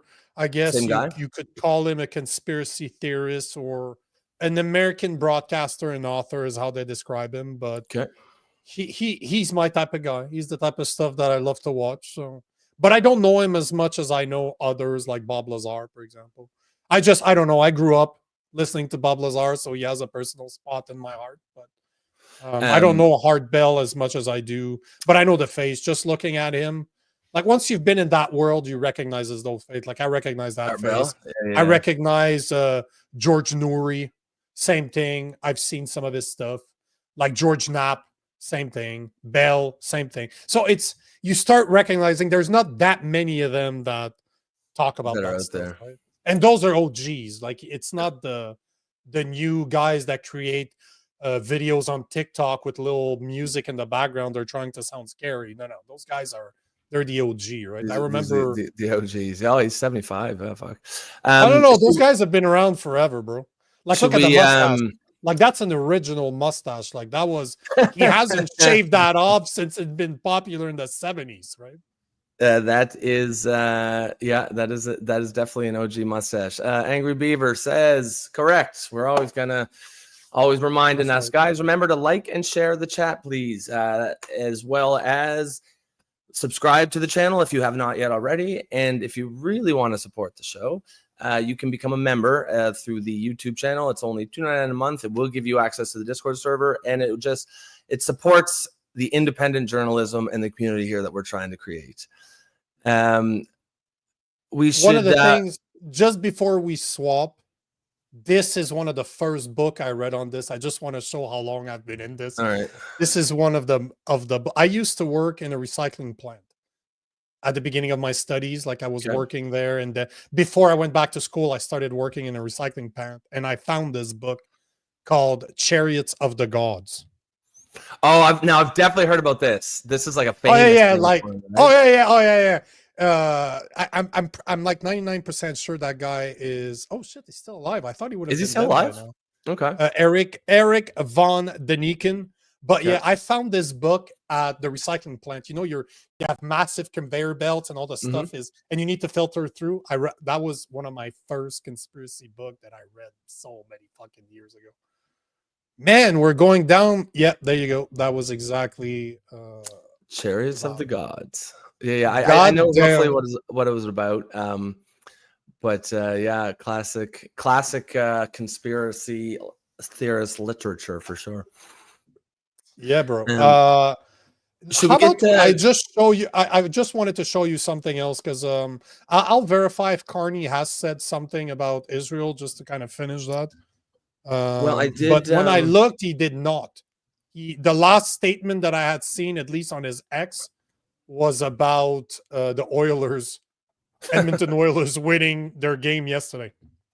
So I'll verify again, but I'm very. Oh, there you go. He made one. Oh, actually, he didn't know that. No, that's about NATO. So see, he hasn't posted on his X. Nope. So the last thing he posted was this. Huh. I just saw some statement from Anita Anand. I'll see if I can bring it back up again. But it was what I was referring to. I was saying it was pretty weak, pretty like both sides need to calm down. It certainly was not any type of support for Israel. Where the fuck was it? I just lost it. But yeah, while you're doing that, I'll show you what Pierre Poliev did. Show me what Poliev did. So Pierre Poliev posted two things. First, he posted this video. It's a video from last October, but he reposted it this morning at call it 9 o'clock in the morning, just to kind of state where he stood. Yesterday you said that you endorsed Israel proactively defending itself by hitting Iran's nuclear sites, which is something that President Joe Biden does not endorse. Do you not feel like this could lead to a likelihood of an all-out conventional war between Iran and Israel? And do you not agree with Joe Biden and his assessment? I think the idea of allowing a genocidal, theocratic, unstable dictatorship that is desperate to avoid being overthrown by its own people to develop nuclear weapons is about the most dangerous and irresponsible thing that the world could ever allow. And if Israel would stop that genocidal, theocratic, unstable government from acquiring nuclear weapons, it would be a gift by the Jewish state to humanity. This is about the strongest comment I've ever heard from Pierre Poliev. Like, that is as agree with him or not. Yeah. That was on that comment. Where's that guy? Now, when was that? From last October? It was from last October, but he reposted it this morning. But he also posted. So I did find, whenever you're done there, I did find Canada's response. I'll put it up whenever you're done there. Pierre Poliev also said this morning that Israel has the right to defend itself, including by disarming Tehran's genocidal nuclear program. It cannot wait until the regime has capabilities for nuclear. I feel like the word genocidal kind of doesn't have a whole lot of meaning these days. We should all hope that this is the end of the regime nuclear program, and that the great Persian people can rise up to reclaim their country from the regime. Okay, so that's like that to me. That's probably what I more or less what I would want Carney to have responded. So this is what, and this isn't even, Carney didn't say anything. This is Anita Anand, who is the Minister of Foreign Affairs. She says Canada is closely following the escalation of tensions between Israel and Iran. Further action risks triggering a broader regional conflict with devastating consequences. De-escalation must be the priority. We urge all parties to refrain from actions and blah, blah, blah, blah, blah. So that's what they're saying. Basically, calm, cooler heads, calmer heads, no support of Israel. And I can't help but feel like that is a sort of perverse political calculation, because I suspect even the Liberal government probably supports the move to attack Iran's nuclear facilities. I think almost any Western government would be. But I think they're just afraid to support Israel because their far left whack job liberal base, it will just be like we can't support Israel doing anything. Like, even if you don't support Israel's actions in the Palestinian conflict, that's fine. That doesn't mean you shouldn't support them when they're doing something completely separate that actually has benefits. And I think stopping Iran's nuclear program, I think that's a good thing personally. But yeah, I would like to see more of support there from the Carney government. There's a theory in The Prince by Niccolo Machiavelli. He explains that there's three types of people when it comes to conflict. There's people that will be on your side. There's people that are going to be against you. And there's people that will not provide an opinion, that will sit somewhere in the middle. And he argues in his book that the worst people that you can have or that you can be is undecided. Because if you're with me, I know what your intentions are. Like, let's say that you and I are in a conflict right now, or there's a conflict and we're Canada and the US and we're looking at Israel. If I'm Israel and I look at the US and I'm like, you're with me or are you against me? You're with me? Awesome. I know where you stand. Then I look at a Middle Eastern country, chances are they're going to be against me. But again, I know where they stand. Now you look at Canada and you're like, where do they stand? I can't trust you. So no matter what the outcome is, I can never trust you because you never took a stand. So Niccolo Machiavelli argues that the worst type of person that you can be is somebody that you don't know what stand they're going to take, because that means they can flip-flop whenever it's convenient and they will never fight for you. Even if they once If you don't agree with me, that's fine, but at least I know where you stand. I know the type of person I'm dealing with. Somebody that's undecided is the worst type of people because nobody will ever trust you. Yeah. And I Yeah, find that's a it good very point. interesting. Like, Yeah, it's no, very, that's a good very point. interesting. Yeah. Oh, Yeah, I Niccolo mean, Machiavelli is fucking intelligent. Like, his book, The Prince, is brilliant. Evil as shit, but brilliant. That guy wasn't an idiot. Yeah, I mean, and I think, you know, I think sometimes you can get into the rhetoric too much of, oh, we should stay out of it. Because, you know, lately, most of the conflicts, I think, are things we should stay out of. And this one, I think we should stay out of the conflict. But that doesn't mean that you can't, you know, pick a side if it's your ally. That doesn't mean you shouldn't at least voice, you know, political and public support. Now, here's an interesting comment. Robin says, the Ukraine-Russia war we could have stayed out of, but not the Middle East one because it's proxy and is intended to destroy the West. She said earlier, sadly, this is a proxy war, so we can't stay out of it. Yeah, I mean, define stay out of it though. Like, do you think we should be sending troops, or providing military support to Israel? To be fair, I don't think they want that. I don't think they're asking for that. I don't even think they're asking for financial support. I'm pretty sure all they really want, because Israel's pretty sensitive to criticism, just because of, obviously, they get shit on all over the world for the Palestinian thing. And, you know, set aside that for now. There is, I believe, lots of things you could shit on them for, just like there's lots of things you could shit on the Palestinians for. But they do, I think they really do value public support and political support, especially. And if they're doing the right thing, I think there's no reason why we shouldn't do that. I provided my opinion on this. I think it's yeah, of course. If you give me a choice, where do I want to live? I'd much rather live in Israel than in Iran. 100%. Pam, does that mean I want to send them weapons? No. Yeah, I think more. Pam says, I think more discernment is necessary given propaganda is being used on both sides. Yeah, absolutely. I mean, look, it's always funny that people who are able to see the propaganda on one side, but they assume that their side but doesn't do it. Every side does propaganda to some degree, and that's part of the information battle that we're in. You know, in this day and age where it's so hard to really figure out what the fuck is true and what isn't. You know, all we can do is keep your mind open, try to apply critical thinking skills and do the best we can. But for sure, there is absolutely propaganda going on. And you're right, Pam, we do need to be very discerning. Robin says they want us to support their sovereignty. And I agree. And I think we should. I think I do support Israel's sovereignty. And I think that Canada should unambiguously support Israel's right to exist. I didn't see that. Angry Reef says, "Woo, let's go, boys. We got the likes above the total shatters at the moment. Great. Hey, all thanks to you, brother. You're always there to remind us."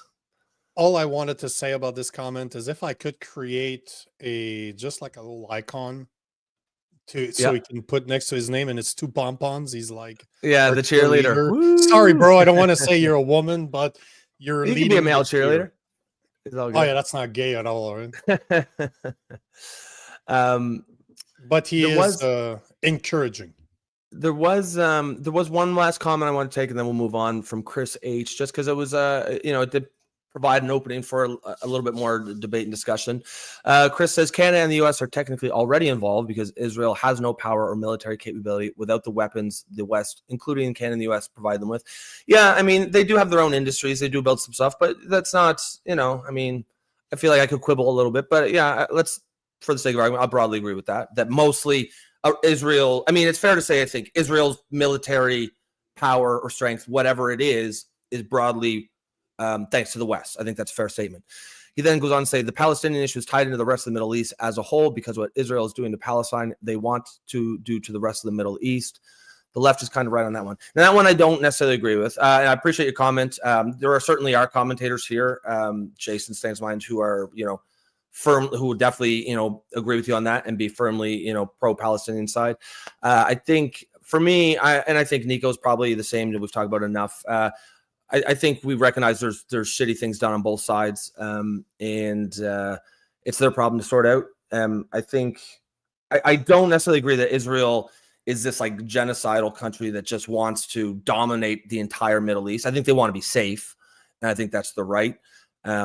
And I think, because they've struck up some interesting alliances recently, like Israel, Saudi Arabia, and the UAE are surprisingly interconnected these days. So it's tricky because Saudi Arabia can't overtly be seen as too buddy because they'll get a lot of shit from the other Arab Muslim countries. But no, I don't necessarily agree that Israel wants to dominate the entire Middle East. I think they want to neutralize the threat they see in Iran for sure.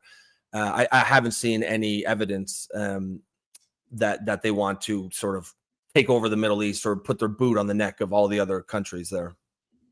The thing is that at the end of the day, they have the right to exist. That's number one. Number two is it's a war. Both sides are wrong. Both sides have probably reasons to be right.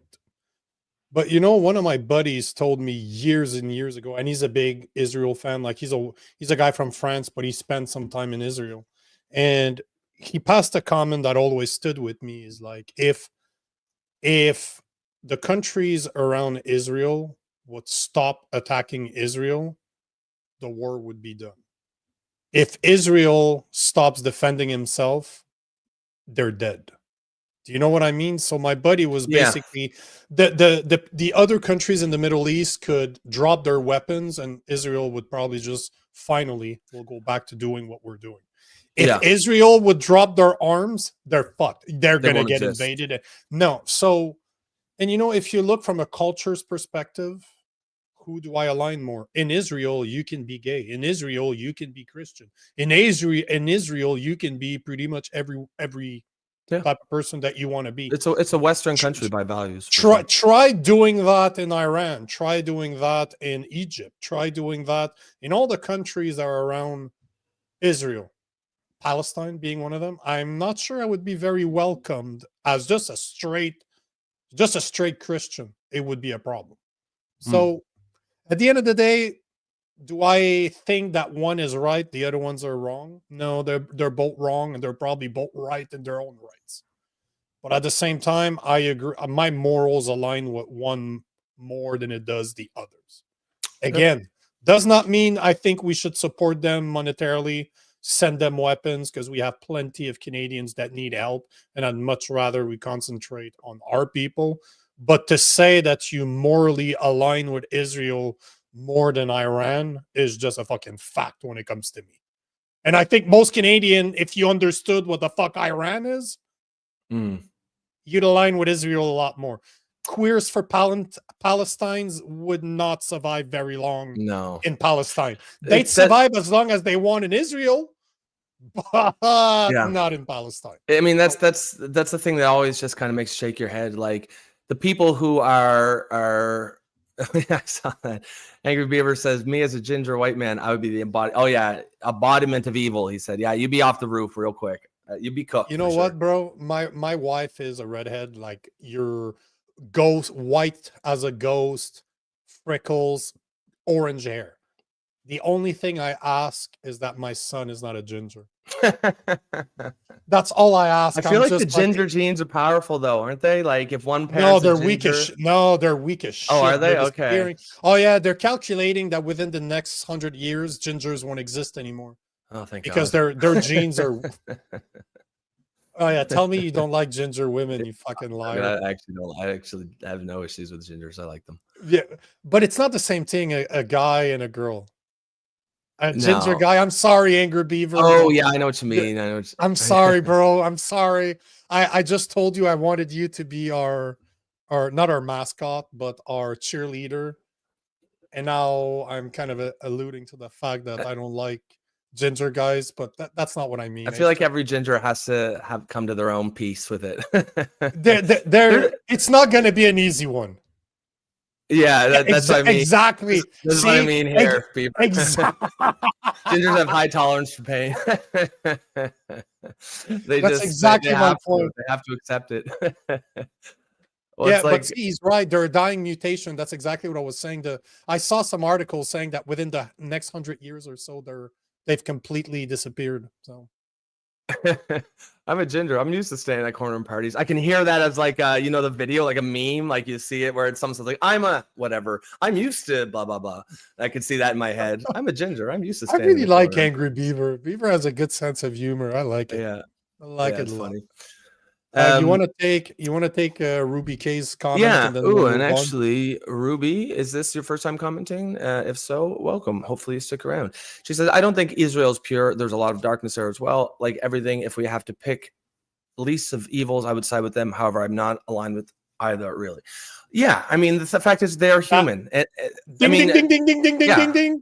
I don't think have the wrong. If I could have right, the opposite, right. Yes, I mean they are humans like everyone else. Pretty much how I feel. This right there explains it. Well done. Shows we close the show. Microphone drop. We're done. Bye. Exactly, right? Have a good weekend, guys. The least of all evils, right? And the people are the people are the people. People are more or less the same anywhere. Cultures are different for sure, but fundamentally, human beings are human beings. You know, you're going to find darkness everywhere. You're going to find shitty people doing shitty things everywhere. And it just so happens that part of the world, there's so much conflict. There's lots of opportunity for shitty people to do shitty things. And so that's, that's what's going on there. But if you look at it just from like the culture, the values, by no means do I think those are equal. Israeli is more or less westernized in value. Israel is westernized in values in terms of like tolerance, diversity, open-mindedness, the ability for different people to exist. Like Nico said, you could be Christian there. It's a multi-ethnic. I mean, people don't realize there's 20% Arabs that are Israeli. There's there's a lot of Arabs there, and so just if you have to pick a lesser of two evils, correct. In my opinion, it is just by the values and culture of the place. It's Israel. People are people. They're are you people. even trying to repeat yourself? Or well, that one is that an expression I'm not aware of? No. People are people. Is there a the people are people? They're people everywhere. Human beings. People are people. That's right. Brought to you by Raw. It's correct. It's deep thoughts, brother. That's a great quote. Yeah. People that are people are people. They are people. Yes. What do we got next? So I found something super fast this morning, and there's not a lot to it, but I just found it interesting, and I hope that it's true. Yeah. But Canada Proud is saying that Chief Electoral Officer Stephane Perrault is being called to testify before Parliament over irregularities in the 2025 election. So I'm like, oh, motherfucker, I like it. Because remember, even the Bloc Québécois is going after Elections Canada for the result in Terrebonne. Like how many writings? We saw at least 4 or 5 writings where the amount of rejected ballots was higher than the difference between the winner and the second place. So it's very easy for me to see that there's problems with our last election. But, Canada Proud has a massive audience. So I saw this. I'm like, oh, this is so cool. So I started doing research. I found this post that basically says the same thing, that there's an oversight committee that is going after, what was his name? Stephane Perrault. Mm-hmm. Or the irregularities that's going on, and it needs scrutiny. Then I found another post that basically says the same thing, and every single post is referring to one article from something called Blacklock's Reporter, something I had never found before, and it's literally 3 lines long, basically repeating exactly that Chief Electoral Officer Stephane Perrault will be called to the House Affairs Committee to explain irregularities in the election. So my point is that, guys, it's not because We're Proud Canada's posting it that it's true. And I'm not saying that it isn't, but I couldn't find one single source outside of this Blacklock's Reporter. Well, I mean, that's the kind of thing that no clue who they are, but Bumpy seemed to know exactly who they are. Okay, Blacklock's Report is the best news source of Canada. Okay, yeah. Well, so I mean, I will bookmark. Oh, is it like a case. guy in Ottawa who sort of like has sources, and he like, he's sort of works behind the scenes and like actually breaks scoops, like breaks stories and has scoops and stuff. If that's the case, it would make sense that he would have that kind of a breaking news. It kind of seems that weird thing for him to lie about, especially if he values credibility, because it's going to be either true or it's not. Like, it's going to be pretty easy to prove when, eventually. I kind of feel like, even if just the head of elections should probably always come to Parliament and at the end of every election, just as a rule, and just talk about what went wrong, what went right, what they could have done better. That just seems like best practices to me. I'm going to save him. People seem to, I have a massive amount of news, so I will just add it to, to my daily checks that I do for the news. So, yeah, I've never heard of them, but that doesn't mean they're wrong. I'm not saying that the guy's wrong. All I'm saying is I've only found 3 posts about it, and they're all referring to this article, which is very short. There's not much to it, but I'll keep an eye on it, because that would be, I actually hope that the post is true, that they are indeed, that the chief officer is going to have to go in front of a subcommittee to say, hey, what the fuck happened? Because there is some problems with the last election. Yeah. Oh, yeah. I mean, it's certainly it's worth like I said, I just think it's worth talking about no matter what. There certainly were. Yeah, I think irregularities is a good word. I don't think it's necessarily. I didn't see any like hard proof that the election was stolen or anything like that. But certainly there was enough there to justify a deeper look. You can't tell me that you win by 1 vote with 800 or 400 rejected ballots. Like, bitch, please. Yeah. Oh, and then you find out later that there's a bunch of letters, there's a bunch of mail-in votes that never were counted because the postal address, the postal code, that part's pre-made Election Canada envelope was incorrect. Like, really? That's pretty dicey for sure.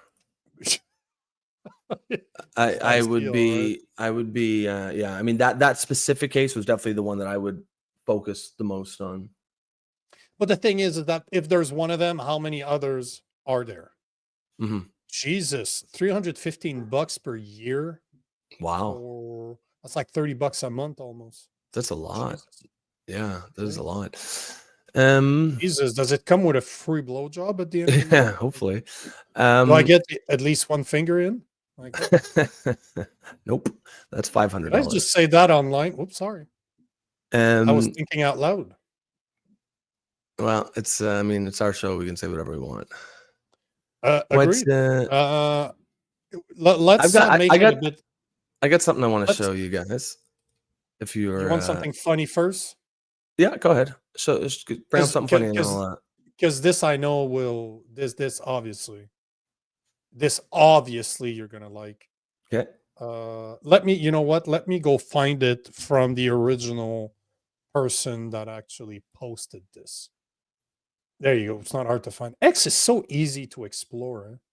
I really like the way it's easy to access their videos and everything that they're sharing. Bumpy says, no blowjob, but you feel fucked by the government after reading every day. So it's more than just a finger. Yeah, I'm getting the full 6 inch of the government. It's the whole thing, yeah. It's probably a lot bigger than a 6 inch, actually. It's the government. It's probably like, it's like a forearm. Yeah, it's like a baby's arm. Unlubricated forearm. All right. Yes. I like this. Yeah, this is great. This is so fucking funny. Tampon Tim. Timmy Tampon. If you do not know Nancy Mace, the rep out of the US, she asked former VP candidate Tim Walz or Timmy Tampon, the governor of Minnesota, the most difficult question ever. The most fucking difficult question ever. The fact that he was stumped by it, it's such a perfect microcosm of like how far left ideology rots your brains. Yeah, and I want to go get it directly from her because she deserves the recognition. Because I don't even know. I don't think she. It looks like she's retweeting it there. No. It's because it's Benny Johnson, which has a massive fucking audience. So she's just reposting. No, I saw it's because now you're seeing the libs of TikTok. and that account is massive. But this is, I saw one that was an animation. I thought I could find it. Shit. Either way, I'll play one because one was at the end, like glasses come on, you know, like the guys that do the end, like it's like a mic drop. But here you go. We are talking about the rep Nancy Mays, who has famous for sort of making trans issues a big thing. What is a woman? What is a woman is the question. I'm not sure I understand the question. What is a woman? No, but there's a better video than that. There's a better video, and I found it this morning because she keeps on going. Like they're just showing that little 10 seconds, and that's what I was looking for. Because this morning I downloaded get the longer one because the best part of the video is how long it takes him just sitting there trying that. Like you can see the wheels turn in his head. And it's so ridiculous because we all know, like even this guy knows what a woman is. It's just he also knows the ideology, the authoritarianism of the left right now will not allow him to say. There you go. Is this it? Okay. That's the one I used this morning because I made a video about this. But this is because he continues, but she ends it like it's so gangster the way she ends it. So here you go. Personally speak with Kamala about Joe Biden's. Oh no, that's not the right one. What the fuck? Where is it? Is it? Oh wait, is it the one? Yeah, 35 seconds. That's the one. That's the one. I swear. All right. I swear I'll find it. This is it. Yeah, this is your last chance. Oof, that's what she said. All right, let's do this. What is a woman? What is a woman is the question. I'm not sure I understand the question here. You don't understand the question. What do you want me to say? I want you to say that a woman like me is an adult human female, that men can't become women. You guys are the party of violence, and you're the party erasing women. You don't respect us. You're a bigot. You're a misogynist. You're a sexist. Mr. Chairman, I yield back.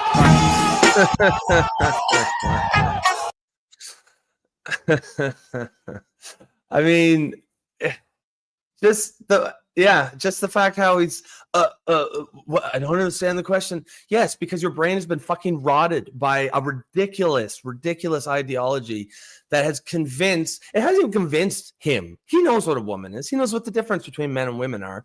He just can't say it because he knows ideologically he will be impure. It will ruin his ideological purity to say what she said, an adult human female. If there is an ideology that is offended by the truth, then that's just a sign that the ideology should not exist. To say that it's offensive to say that women are adult human females is the most ridiculous thing I've ever heard. And just the fact that he's sitting there, I don't understand. No, you don't understand. Like these people, and the Democrats wonder why they're losing men, wonder why they're losing everybody. And anyone with any fucking common sense. They're spending $25 million. Why are we so unpopular? That's it right there. Fucking look at that clip. Saved you $25 million. The biggest problem that I see with this is, one, Americans are laughing their asses off. They're like, oh, that guy wanted to be VP. And they dodged a massive fucking bullet by not having this guy as VP. But when I saw this video, the question that came to me is, considering the daughter/son of Mark Carney, if you were to ask him the same question, Mark Carney, can you tell me what is a woman? You know that he's going to answer it the exact same way. His wheels are going to be turning because he has to kiss the ring of the LGBTQ gods. So he can't just say what she wants to hear. Yeah, that's exactly what it is. This is who we have as our PM right now. Cowards. People are making fun of Tim Walz. You fucking know. How much do you want to bet that Mark Carney would do the exact same thing and probably ask that senator, that member of parliament, look within yourself, Rep Nancy May. Yeah, look with it. You're right. And I would love if someone had the balls to ask Mark Carney. You know what? And people say, oh, it's a gotcha question. No, it's not a gotcha question. It's a very reasonable question because it tells us your answer. The fact is, we know what a woman is, and we know that you know. What we need to see is, are you a coward? Are you willing to lie, to look into your constituents' eyes and lie to them about something that we all know is false in the service of protecting a far left ideology? And there is value in the question. It does tell us something. It tells us a lot about the character and the fitness for leadership of the person answering it. What Tim Walz just did right there is disqualify himself from any position of public leadership. He doesn't realize it, but he did. Oh, yeah. But let me ask you guys this, because a few months ago, Pierre Poilievre was asked something similar along the same lines. And conservatives, that video is 4 months old. Conservatives were happy about this video. I don't know if you remember, but we spoke about this and I ripped into him and I called him a coward. Like I was calling him a weak leader from more than 4 months ago. I did not like his answer. But tell me, this is a bit better than Tim Walz, but would you be satisfied with this answer for a conservative, for the conservative leader? First day on the job, President Trump signed an executive order, the U.S. government only recognizing two genders, male, female. They're unchangeable. If elected as prime minister, is that something that you're going to kind of walk in line with, or what are your feelings on that executive order? Well, I don't know. Do you have any other genders that you'd like to name? Me personally? Yes. I'm just asking more so if you're in line with what he is saying. Do you agree with what he's saying? Is that something that you would be lockstep with if elected as prime minister? Well, I'm not aware of any other genders than men and women. I mean, if you have any other that you want me to consider, you're welcome to tell me right now. Well, there's personally, I am a man. I am people will say cis man. There are people there who, they say they're gender neutral. Well. You are a man. Yes. There are people there who say they're gender neutral. Yeah. They say they're gender neutral. They're a trans person. Lots of people say lots of things about themselves. You would recognize here, whereas in the States, at least with their U.S. government, the way they're seeing it, there's only two. I'm only aware of two, but I mean, if you come up with another list, then you're welcome to do that. But I'm aware of two.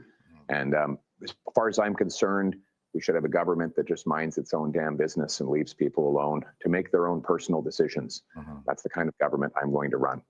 And with that, the current government, they currently have passports that allow people to put on. So I remember when we played this, and I remember, I don't think that it's not nearly as bad as Tim. I don't think he was trying to dodge the question. I think he was saying there's two genders, but I know it was weak. It was a place where, like, I thought he was being snarky, and like I think maybe being he thought snarky, he was cool. He thought he was cool. Yeah, like the first time when they asked him, I think saying like, I don't know any genders, I'm only aware of two. But like when they keep asking, he should have just said, yes, of course. Don't be ridiculous. There's two genders. Like, next question. And he didn't. And yeah, I kind of agree with Bumpy. Do you know conservatives, when I posted a video about this, when I ripped into him, calling him weak, that he was just politicking, he's doing what Pierre Poilievre does. Let's not fucking answer a question clearly, because I might offend people. There's only two fucking genders. There's men, women, and people with mental illnesses. Plain and fucking simple. Done. Question is answered. Close the fucking interview. Go back home. How hard would that have been to say? Do you think he would have lost any points with conservatives? No. He wouldn't have lost any points. He wouldn't have lost guys like me for a weak leadership.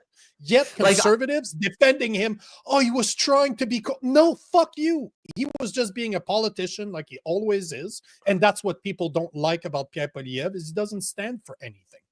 He had the perfect opportunity. Two, men, women, mentally ill. Mic drop, we're out. Bitch, go crazy. Crowd just, woo! Done. Yeah, I mean, like, so I'm not, I disagree. I agree with that he should have been stronger. I just think that the moment called for it. I don't necessarily agree that, I don't think he was being cowardly. Like, I think he thought he was saying there are clearly two genders. I agree with Bumpy. I think he thought that, like, I don't think he was trying to play both sides. I just think he just did it weakly. I don't think he did it well. I think he was trying to create a viral moment, like, yes, the Apple interview. He was trying to drum up that same sort of, you know, snarky nonchalance, and it did work in the Apple interview. I remember seeing that and thinking like, oh yeah, that's how you deal with these idiots. But it didn't work here. I think it just the moment it's an important enough issue that, yeah, okay, you want to say it snarky once, but then when he kept coming back to it, just say, no, listen, there's two genders, there's male and female, there's men and women. That is it. Lots of people say lots of things about themselves. Like when they go, well, some people say they're non-binary. Yeah, and those people are idiots. Lots of people say lots of things that aren't true about themselves. We don't need to pretend that we don't need to give it validation. Now, but you believe, if I'm saying, you think he's actually trying to. But look at his face. Look at his face. It says everything to me. There's nothing funny about this. Why are you laughing about this? The guy gave you the perfect opportunity to stand up for something that every single conservative in Canada and liberal with common sense will agree on. It's an important enough issue. Men, women, mental illnesses. That is it. It's an important enough question. And if that whole interview where he's eating that apple thinking he's all cool, imagine how that video would have went viral if he had the balls to just say men, women, mentally ill. Yeah. Next fucking question. Yeah, I think I think he definitely misplayed it. And it's an important enough issue that you don't want to outsnark, you don't want to snark this one. You want to be very clear, because the people that are pushing this shit, they thrive on ambiguity. They thrive on non-clear answers. They thrive on distorting language. And you really got to be clear with this specifically. He had nothing to lose. As I understand why a Mark Carney will do everything possible not to answer the question, just like Tim Walz, because he is going to shoot himself in the foot with a lot of people that voted for him. Yes. Pierre Poliev, by saying there was only two gender, was not hurting himself at all. He hurt himself by not having the balls to answer the question. Yeah, I think I think it was I think it was a mistake. It was a flubbed. It was he dropped the ball for sure. As Sylvie says here, he was throwing the ball back to the interviewer. That's what he normally does when he wants to get away from the real answer. Yeah, and he's a politician. He's a real politician. He's a classic politician. Yeah, and I think this is a situation. That question is one where, like I said, if you want to be snarky at first and say, I only know two genders, but he had multiple opportunities. He kept coming back to it. He just kept going there.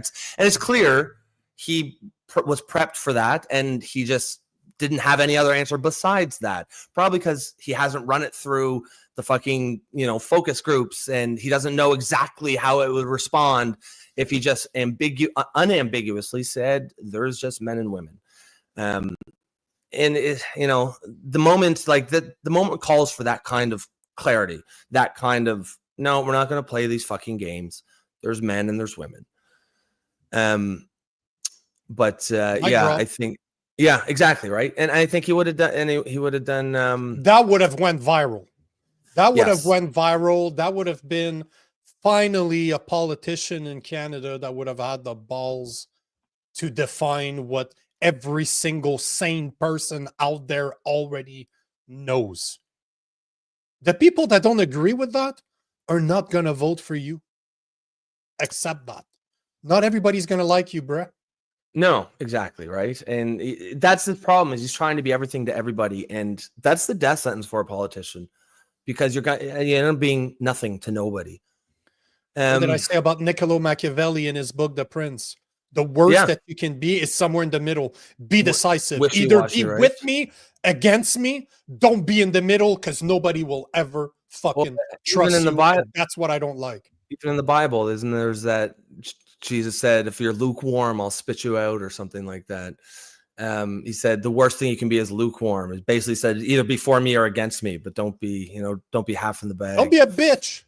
Lukewarm, don't be a little bitch. In today's term means I would have loved to hear Jesus say that. Be with me or against me, but don't be a bitch. That'd be Jesus right there. Do you see this from Bumpy? He says, "You guys see the goof Charlie Anus trying to call out America?" So is it actually Charlie Anus? Because I was gonna think, I was like, well, I'll look it up. Oh, Angus, I would imagine that he's talking about. Yeah. But yeah, I was gonna say we could actually talk about it now. Do you know what he's talking about? No, I don't. But it's Friday afternoon, kind of later in the show, so it's just we can just kind of wing it and just riff off whatever you guys are saying. After that, I got something that I saw that I think you guys will like. What I want to talk about. Is that it? Bumpy? Bumpy. Is this the clip that he's talking about? A convicted felon is being allowed into our country. I don't know if that's NDP calling out America. Former NDP Charlie Angus is criticizing U.S. president. Let's see it. It was just posted. All right. Within the last 24 hours. Donald Trump does a lot of things he's not. Come on, YouTube. I've received hundreds of messages of concern and outrage from Canadians. Hundreds? That a convicted felon, sexual predator, and a man who's threatened our nation's sovereignty is being allowed into our country. Mark Carney's I understand coming? the Prime Minister Carney's reluctance to escalate the situation with the MAGA president. But we have to stop kidding ourselves, and we have to be very honest about what we are being asked to engage with. Donald Trump poses a clear threat to American democracy, to Canadian sovereignty, and to the international rule of law. Donald Trump, who is a convicted criminal, has been more than willing to aid and abet international war criminals. Vladimir Putin, like Benjamin Netanyahu, has bombed hospitals. Vladimir Putin, like Netanyahu, has targeted schools. Trump has said nothing about this. That was former NDP MP. So he's blaming Trump for what Netanyahu and Putin does. Like, I mean, how much you want to bet he was one of those assholes that voted that clapped for the Nazi? Yeah, he looks like. Oh yeah, I love it. As Bumpy says, the duly elected American president is a threat to American democracy. Listen, you can hate on Donald Trump all you want. I'm not a fan of Donald Trump. I don't particularly like him. I'll give him credit where it's due, and I'll come out when it's not. But to say he's a threat to democracy, it's hyperventilating sort of just nonsense. He was elected. He was elected in 2016, and then he lost the election, and then he left. And then he came back in 2024 and he won the election, and now he's president, and then he will leave in 2028. I mean, what do they even mean? Like, these are just slogans, right? Like fascist, genocide, threat to democracy, trans women are women. It's all slogans. None of it means anything. It's fucking word salad. And the left somewhere along the line, I think, realized that many of their positions are either deeply unpopular or just batshit crazy. And they've just given up trying to defend them. And that's about the time when I realized, okay, I can't really be part of this anymore.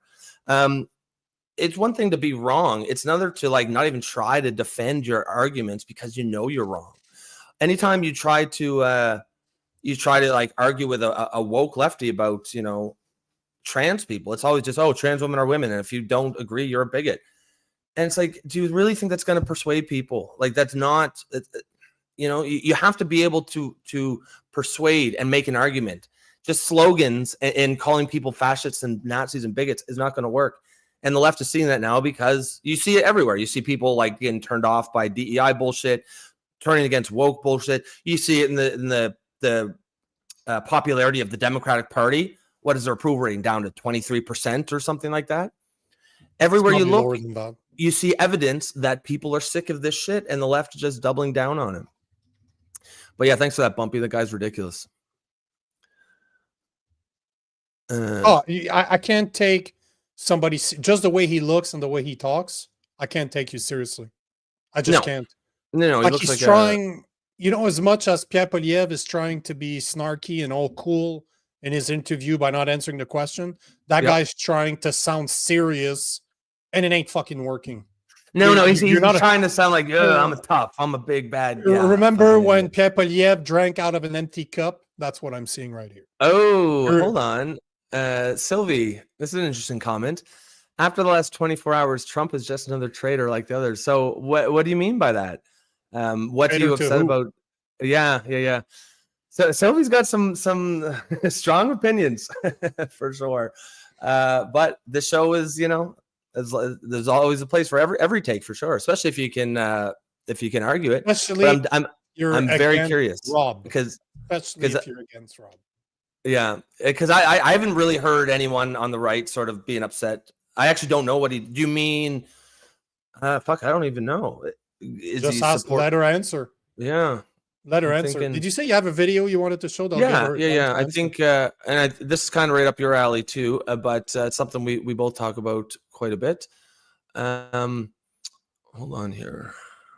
It's not the weekend yet, so no gay shit. Yes. Yeah, no, exactly. That'll be tomorrow. Yes, that starts tomorrow. Exactly. Well, tonight, because weekend starts like Friday night, right? Oh, does it? Yeah, I guess so, eh? Weekend starts Friday evening. No, it's about yes. So homeowner, I'll show you here. Oh, Jesus. I wanted to talk about that. Yeah, I figured you would have seen it. If you saw it, then you definitely would have the homeowner, the charge, yeah. So basically, charged for discharging a firearm at criminals for attempting to steal his vehicle. Please say we'll play the clip and then we'll talk about it. Well, Nathan, we just got an update from York Regional Police. They confirmed to us that a 35-year-old man has been charged with discharging a firearm. Now, we do have information that the man in that home is a renter.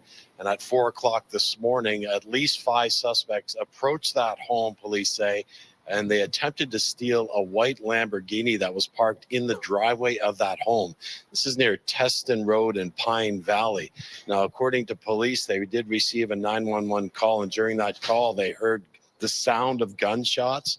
And when they arrived on the scene, that's when they confirmed that this had happened. Now, the owner of the person who lives in the home who fired the weapon has been charged with discharging a firearm. Police say it was not proportional to the threat. The people who were trying to steal the car did not try to break into the home. Here's what police had to tell us just a short time ago. At this time, we have also charged a resident that was in possession of a firearm. A 35-year-old man has been charged for discharging a firearm as well as possession of a weapon for dangerous purpose. Now, we cannot stress enough that using a firearm in a residential neighborhood is incredibly dangerous. It's very fortunate in this case that nobody was hurt, but we always are saying immediately, call 911, don't put yourself in harm's way, and prioritize your personal safety.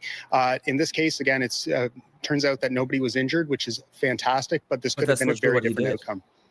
He prioritized his own safety. And we can confirm that 3 adults and 1 youth are in custody right now in connection with the attempted theft of the Lamborghini. They also recovered a stolen black Honda that was used to go to the house to attempt to steal that vehicle.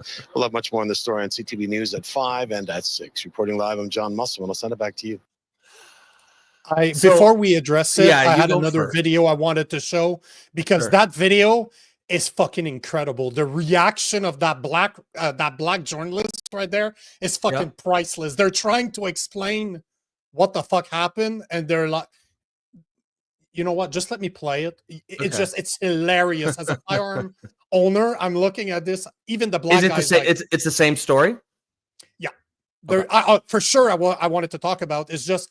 What I like about this is how they're trying to make sense of it. And the black guy he's a liberal, but he's just like, what? He's getting arrested for? It was awesome. Like, listen, and again, this is CP24, very liberal mainstream media in Canada, and even the black guy's like, what the? Yeah, no, we'll hear this, and then I got a couple questions for you based on just gun laws from what I heard from the cop. Oh, I wanted to talk about this, so thank you, sir. Yeah, homeowners among 5 people charged after an attempted car theft overnight in Vaughan. CP24's crime analyst Steve Ryan is following this story and joins us live with the latest. Okay, let me get this straight. So there's an attempted car theft and the homeowner's charged? Yeah, that's right. So according to York Regional Police, multiple suspects attempted to break into several homes this morning up in Vaughan. And the allegations are that a homeowner interrupted a bunch of suspects from trying to steal a car from his driveway, and he fired his gun at them. Police arrived. Those suspects have been arrested, and the homeowner was arrested as well for discharging that firearm. Okay, we got to talk. Walk us through this. How does this happen? Lethal force is justified in Canada to protect yourself or somebody else from imminent bodily harm or death. It has to be an imminent threat. Once that threat no longer exists, you cannot use lethal force to protect property. Or He didn't use lethal force, though. I assume this was a warning shot. Imminent bodily harm or death no longer exists. That's it. So you can use force proportionate to what's going on if somebody's trying to steal your car, but hard to justify shooting a gun at them for trying to steal your car. Okay, so, this scenario, what is this homeowner supposed to do? Good question. Become a good witness, or if you are able to go out and confront them, which I don't recommend. There's 5 of them. And the force that you use needs to be proportionate to the threat that's being presented. If they are, You have to go out bare hands. Oh my Jesus! Remember, everything needs to be justified. Hold them down. You think that little twat there, that's only stomach, is gonna? He's holding people down. That's insane. Not for the same reason, but hold essentially, on. What he said. Keep on looking at the black guy. Keep on trying to like the black guy's face. When I talk about conspiracy shit and you're just looking at me as in like, what are you talking about? That is exactly the face. And articulated. And you can see that, eh? Somebody is stealing a vehicle would be hard to justify in law. I know it sounds crazy, but that's when it comes to a self-defense. Lethal force can be used with self-defense, imminent threat, bodily harm, or death. It sounds crazy because it is. The force applied needs to be proportionate. We did hear from York Regional Police earlier on as well, and here's what they said. Let's listen. At this time, we have also charged a resident that was in possession of a firearm. A 35-year-old man has been charged for discharging a firearm as well as possession of a weapon for dangerous purpose. Yes. We cannot stress enough that using a firearm in a residential neighborhood is incredibly dangerous. It's very fortunate in this case that nobody was hurt, but we always are saying immediately, call 911, don't put yourself in harm's way, and prioritize your personal safety. In this case, again, it's turns out that nobody was injured, which is fantastic, but this could have been a very different outcome. All right, Steve, so what's next? So it's separate investigations. Those suspects who police allege were trying to break into multiple homes, they'll be investigated for those break-in-enters or attempted break-in-enters and thefts. This man will be facing some very serious weapons charges as well. So he'll do more. He'll do more time than they will. There's a few things I want to mention. Yeah, for sure. Warning shots are wrong. You should never, never, never, never shoot a warning shot. Never. If you're going to put your fucking finger on that trigger, you are going to hit a target. Because the police officer is absolutely right by saying you're in a residential neighborhood. You always need to remember where that bullet is going. Because a warning shot, guess what? It's going to fall somewhere. I have heard my neighbor, when I'm in Alabama, one of his friends got killed by just a shot. They have no clue. He was sitting on his front balcony, got cut around the heart, and he died. And what do you think happened? Somebody was hunting, somebody shot in the air, somebody was not paying attention to their bullets. So a warning shot is a hell no. Never, never, never, never do a warning shot, because that bullet is going somewhere and you could literally injure or kill somebody. So the police officer, when it comes to that, he's absolutely right. Now, I believe in castle doctrine. I believe in castle doctrine. You should be able to defend yourself and your property. The caveat is you better know how to use that firearm. You better be ready to go train and to know how to use and operate that firearm. Because if you're going to shoot at criminals that are trying to steal your shit or invade your house, you need to make sure that every single bullet hits center mass. Don't lose track of where those bullets are. You are in a residential area. So you got to account for your bullets. You always need to think what's behind it, because you don't get to kill somebody else that has nothing to do with the conflict. That's not right. That being said, there was a guy, if I remember correctly, was in New Brunswick a few years back. And that's a debate I had with my stepdad when he was still alive. He's a military. He was a colonel in the army. And There was a home invasion. The guy wakes up. He lives in the middle of the woods. So that's important. You need to clarify this. He is not in a residential area. He is living in buttfuck nowhere where there's no houses around him. So him shooting somebody, not that big of a deal because he is surrounded by nothing. So chances of him hurting someone outside of the criminals are very low. But the guy wakes up middle of the night. There's a 17-year-old and a 19-year-old that are in his house stealing from him. He takes the gun and he chases them out. As they're running away to their car, he started shooting at them. This is where the debate is. Should he have shot? Because just like this guy, he got arrested. He went to court. He was found not guilty. He did not do prison. Really? Interesting. He was acquitted of the charges. But this is where the debate started between my stepfather and myself. Should he have shot at those people or not? I believe that he was in his right to do so. They were on his property. And for all you know, they were going to the car to pick up another gun, to pick up a weapon to defend themselves because you showed them that you were armed. In my head, you surrendered your life. But you need to be accurate in the way that you're shooting. Don't shoot in the air to scare people. Don't shoot in the ground because it could ricochet. You could fucking shoot yourself like an idiot. But the point in the matter is, I believe in castle doctrine. I believe that you should have the right to defend yourself, your family, your property. Personally, I don't see a big problem with what that guy did. He defended his car. There were 4 guys. Nobody got injured. So I'm going to assume that the guy knew how to shoot. He shot at those guys. Nobody got injured. Was it a dangerous situation? Was it a smart decision to make? Considering you're in a neighborhood, arguable. We can argue until we're blue in the face. It could go either way, but I'm not against it. But you need to make sure that you're trained. You need to make sure that you know what you're doing with your firearm, that you're in control of that firearm. Yeah, I think, certainly, yeah, firing warning shots into the air in a residential neighborhood, definitely a big no-no, as you said. I think it would really have to depend on exactly what happened. Did he call out to them and they walked toward, like, threateningly came towards him? I don't. We'll have to wait until it goes to court. Yeah. We haven't seen an interview with the guy. Overall, though, just what I saw, I thought that was ridiculous. I don't think he should be charged with a crime. Now, I was going to ask you because he got charged with, it said improper. What was it? I forget the actual charge. It was like it was 2 charges. One was like improper use or discharging it, and that's related to the warning shot. But then there was one that was like unsafe ownership of a gun or something like that. And I was gonna I wonder if if we can ask the actual charge, improper storage. Was it legal up until he fired the warning shot? Because I assume if it was an illegal gun, he would have been charged with having an illegal gun, and I don't think he was. Like, did they? My assumption is, to answer your question, if it was indeed improper storage, and I believe that it was. Yeah. The problem with improper storage is if it was a handgun, which chances are it was. I don't remember if they mentioned that it was a handgun or not.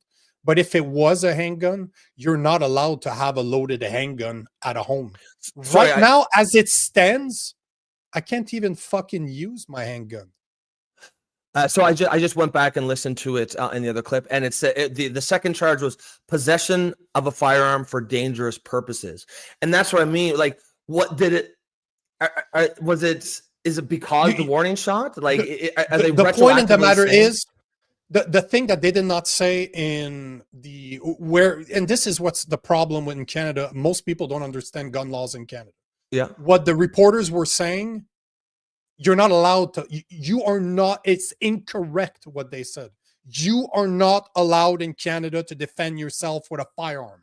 It's illegal. You do not have the right. There's no such thing as self-defense in Canada, especially not with a weapon. That's the point. I have a friend that I used to teach martial art that is a prosecutor in Oakville, Ontario. And one day after training, I looked at him. I'm like, hey, bro, what are the self-defense laws in Canada? He printed the criminal code on self-defense. He gave it to me the next weekend when we trained. I read that shit and it blew my fucking mind, because you're not allowed. You're at the mercy of the judge. It is technically not legal. It's not necessarily illegal, but it is not legal to defend yourself with a firearm. Even if you're a firearm owner, like I am a legal firearm owner, you're not allowed to. You're at the mercy of the judge. It is a massive gray area. It is all about intent. It's all about the force that you use. That, the reporter was right when he said that it has to be the equivalent forces or lesser than. If somebody tries to beat you up with their hands, you don't get to take a knife and start stabbing them. It's like, oh, I not only am I getting attacked, but I need to gauge the type of weapon that the guy might have in his pockets and figure out, as I'm defending myself and my family, what are the tools I need to use in order to defend myself. That is basically what untrained assholes, our judges in our criminal courts, asks guys like me to do. You need to assess in the right real time what are the weapons that are involved right now, and you don't get to be fuck you. You get into my house, I'm fucking shooting you, I'm stabbing you, I'm fucking ripping your head off your shoulder, whatever the fuck I have available. I'm defending my family. My family comes first before an invader. Don't give a fuck. You surrendered your life, bro. I agree. So, sorry, go ahead. What he did, it's just, you know, it's hard for me to say that he was right or wrong because I don't know enough about what he did. If he indeed shot a warning shot, he was wrong. If he shot at them and missed and nobody got injured, he was right. Do you know what I mean? Like, warning shots is a hell no. If you're going to shoot, shoot to kill, shoot to arm, shoot to defend yourself, shoot to defend your property. Have the proper intent. I was trained that if your hand goes on that gun and your fingers off the trigger, if your trigger transitions from the body of the firearm, or your finger goes from the body to the trigger, that means you have intent to shoot. There's no such thing as a warning shot. You fucking shoot. You shoot to arm, you shoot to kill, you shoot to whatever it is, but you're putting bullet in center mass somewhere. You're not just shooting to have fun, to just shoot around, ricochets, and you always have to think where your bullets are going. Yeah, I think like I've got no issues with the idea of the proportional force. If it's like, let's say you're at a bar fight, you know, and someone's squaring up with fists, and you come back with a knife, yes, you should be charged like severely. However, if we're talking about your house, if you're in your house with your family and someone breaks into your house, in my opinion, as you say, you've given up, you've forfeited your right to any expectation of proportional force, because at that point it's a war, it's a battle for life and death, and you do not want a fair fight. You do not want proportional force. You want overwhelming force so you can protect your family.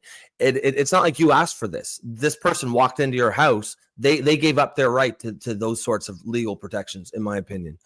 But yeah, I think I agree with you 1,000,000,000%. You surrendered your life. If you enter my house uninvited, yes, my family's there, bro. No, I'll deal with you however I deal with you.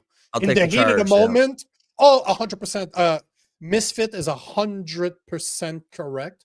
Yeah. And I like what Bumpy is saying here, because he's basically confirming what I'm saying, because I've been in it for so long. It blew my mind when I read that part of the criminal code. I could not fucking believe that's wild. Yeah. But read what he's saying, because it's Bumpy worth reading. says, you're not allowed to use your firearm in self-defense. I studied criminology, had a former officer as a professor. As he said it, if you use a firearm, expect a homicide charge, even if it's dropped later. Yeah, that's mind-blowing to me. I think you told me this a while back, and I looked it up. And I was like, holy shit, that's actually true. You're like, you know, you're not allowed to, if they ask you why you have a firearm, like if you're trying to get it, if you say for self-defense, they won't give it to you. Like it cannot be when you're doing your non-restricted firearm training, like your course and your restricted firearm. Yeah. The instructors are trained by the RCMP to ask specific type of questions to try to address or assess your state of mind, to make sure that you're not a fucking crazy person trying to obtain a firearm to go kill people. but they also will ask you those type of questions as to why do you want a firearm? And you're absolutely right. If you have the misguided brain fart of saying I want to self-defense, you're fucked. They will not. Would be normal. Like that's a reasonable thing. That's Would why you most want a fucking firearm. That's crazy that you can't say that. Mr. Doctor says it's easier to get an illegal firearm. Probably, absolutely, it is. There's no probably about it. It is absolutely easier. Oh, then getting a legal firearm and can't fuck. Yeah. It is fucking hard to get. You need to have 2 or 3 people that have known you for 10 years that will pledge for you. You need to be. That's crazy, man. Have to be interviewed by the RCMP. You need your name to be ran within 2 federal databases every single day to make sure that you didn't commit a crime that would restrain you or restrict you from having firearm. And most people don't know this, but as a legal firearm owner, I have less rights than a convicted pedophile. And what I mean by that is a convicted pedophile out on parole, you need a warrant to go inspect his house to see what the fuck Look he's through doing. his As a shit. legal firearm owner, the RCMP only has to give me notice between 24 to 48 hours. No warrant. They can show up to my place to make sure that my firearms are well stored. That's the type. If you look at the statistics, I could not find it last time I checked, but I remember looking years ago and they were saying that in Canada, legal firearm owners are the most safe people in Canada. They don't commit crimes. They don't do anything illegal. They're so checked. It's so hard. There's so much red tape to obtain a firearm in Canada legally that by the time you're done, you're vetted. You're I'm more vetted than Pierre Poliev. Yeah, at least you probably you got security clearance. I'm just but yeah, that's that is wild.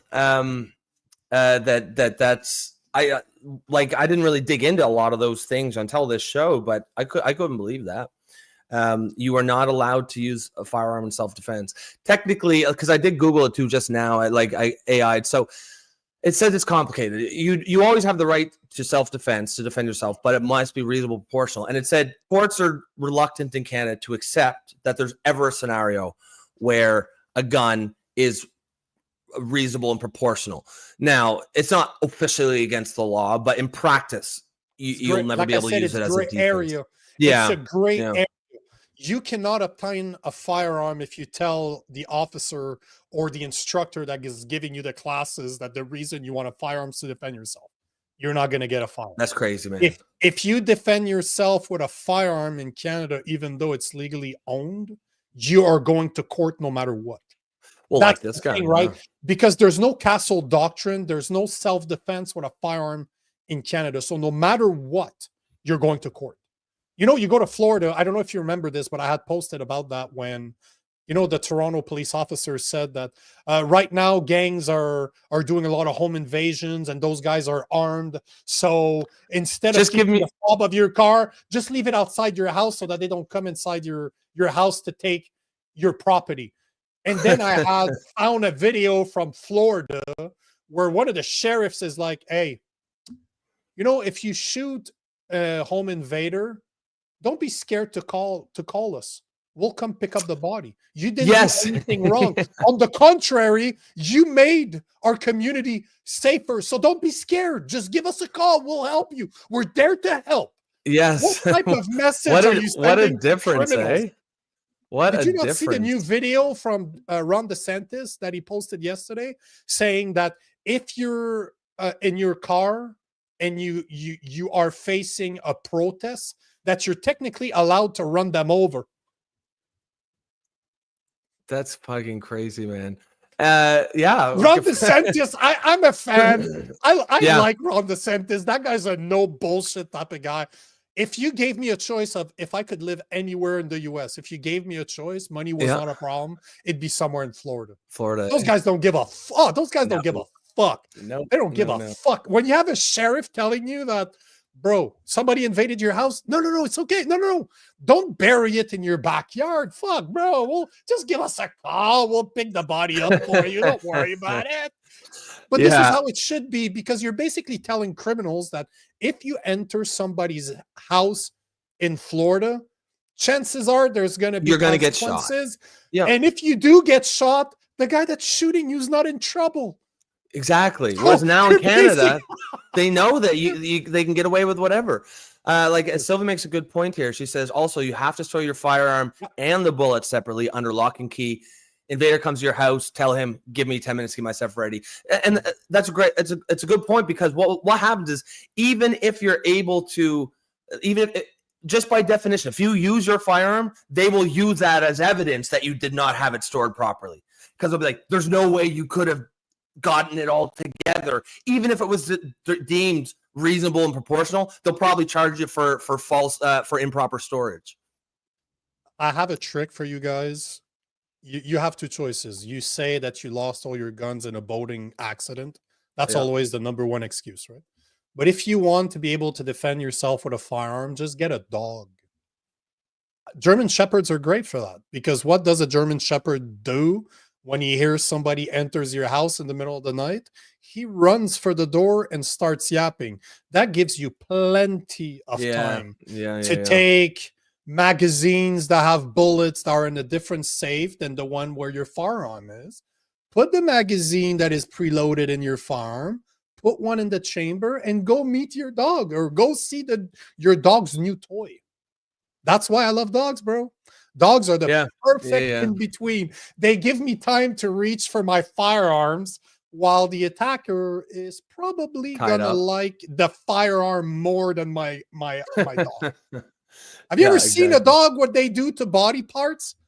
Brother, they can especially like trained ones? Oh, fuck yeah. They can fuck you up. Yeah. My last German Shepherd, I was in Toronto for Krav Maga training. She was a puppy. She was probably 4 or 5 months old.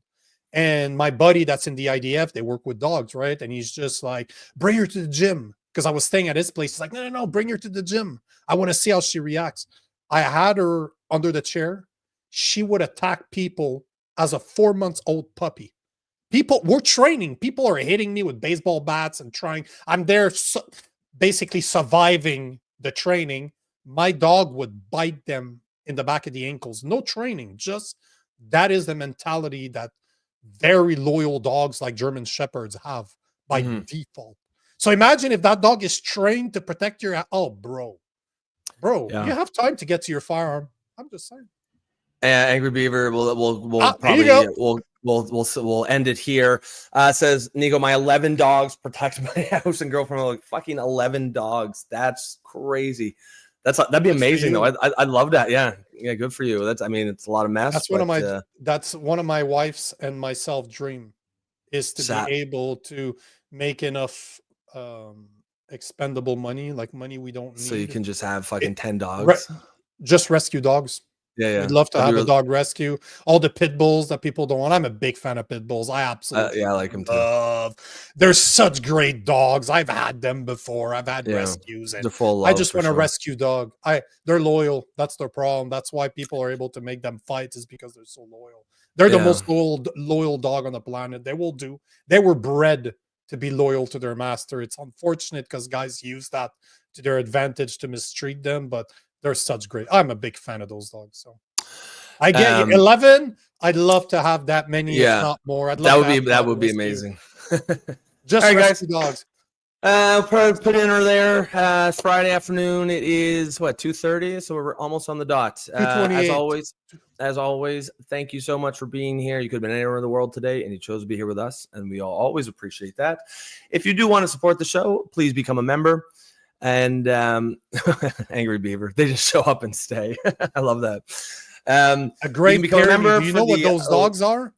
Have you ever seen Great Pyrenees? They're huge. I have a buddy of mine that has ones like 160, 180 pounds. He protects his animals. If that thing gets a hold of you, he looks very nice. Don't touch that dog. Don't get into that property. That dog is heavier than most people. Fuck yeah. Yeah, they're huge. Sylvie, do we do an extra hour for the show we missed one? No, sorry, no can do. Misfit, yes, actually, happy Father's Day to you. Happy Father's Day to all the dads out there as well this weekend. You as well, Nico. Not guys, yet, brother. Yes, Not yet. well, he's here. He's just in his mom's belly. Definitely here. Yeah. All right, guys. If you do want to support the show, become a member through YouTube, and that will give you access to the Discord server. And of course, support the independent journalism that we Reporters. Reporters, we're not journalists. I will never be a journalist, but independent media that we there of the show here. So, guys, have a great weekend. Be safe. Make sure to spend it with your father or your son if you are one. And we will catch you Monday, same time, same channel.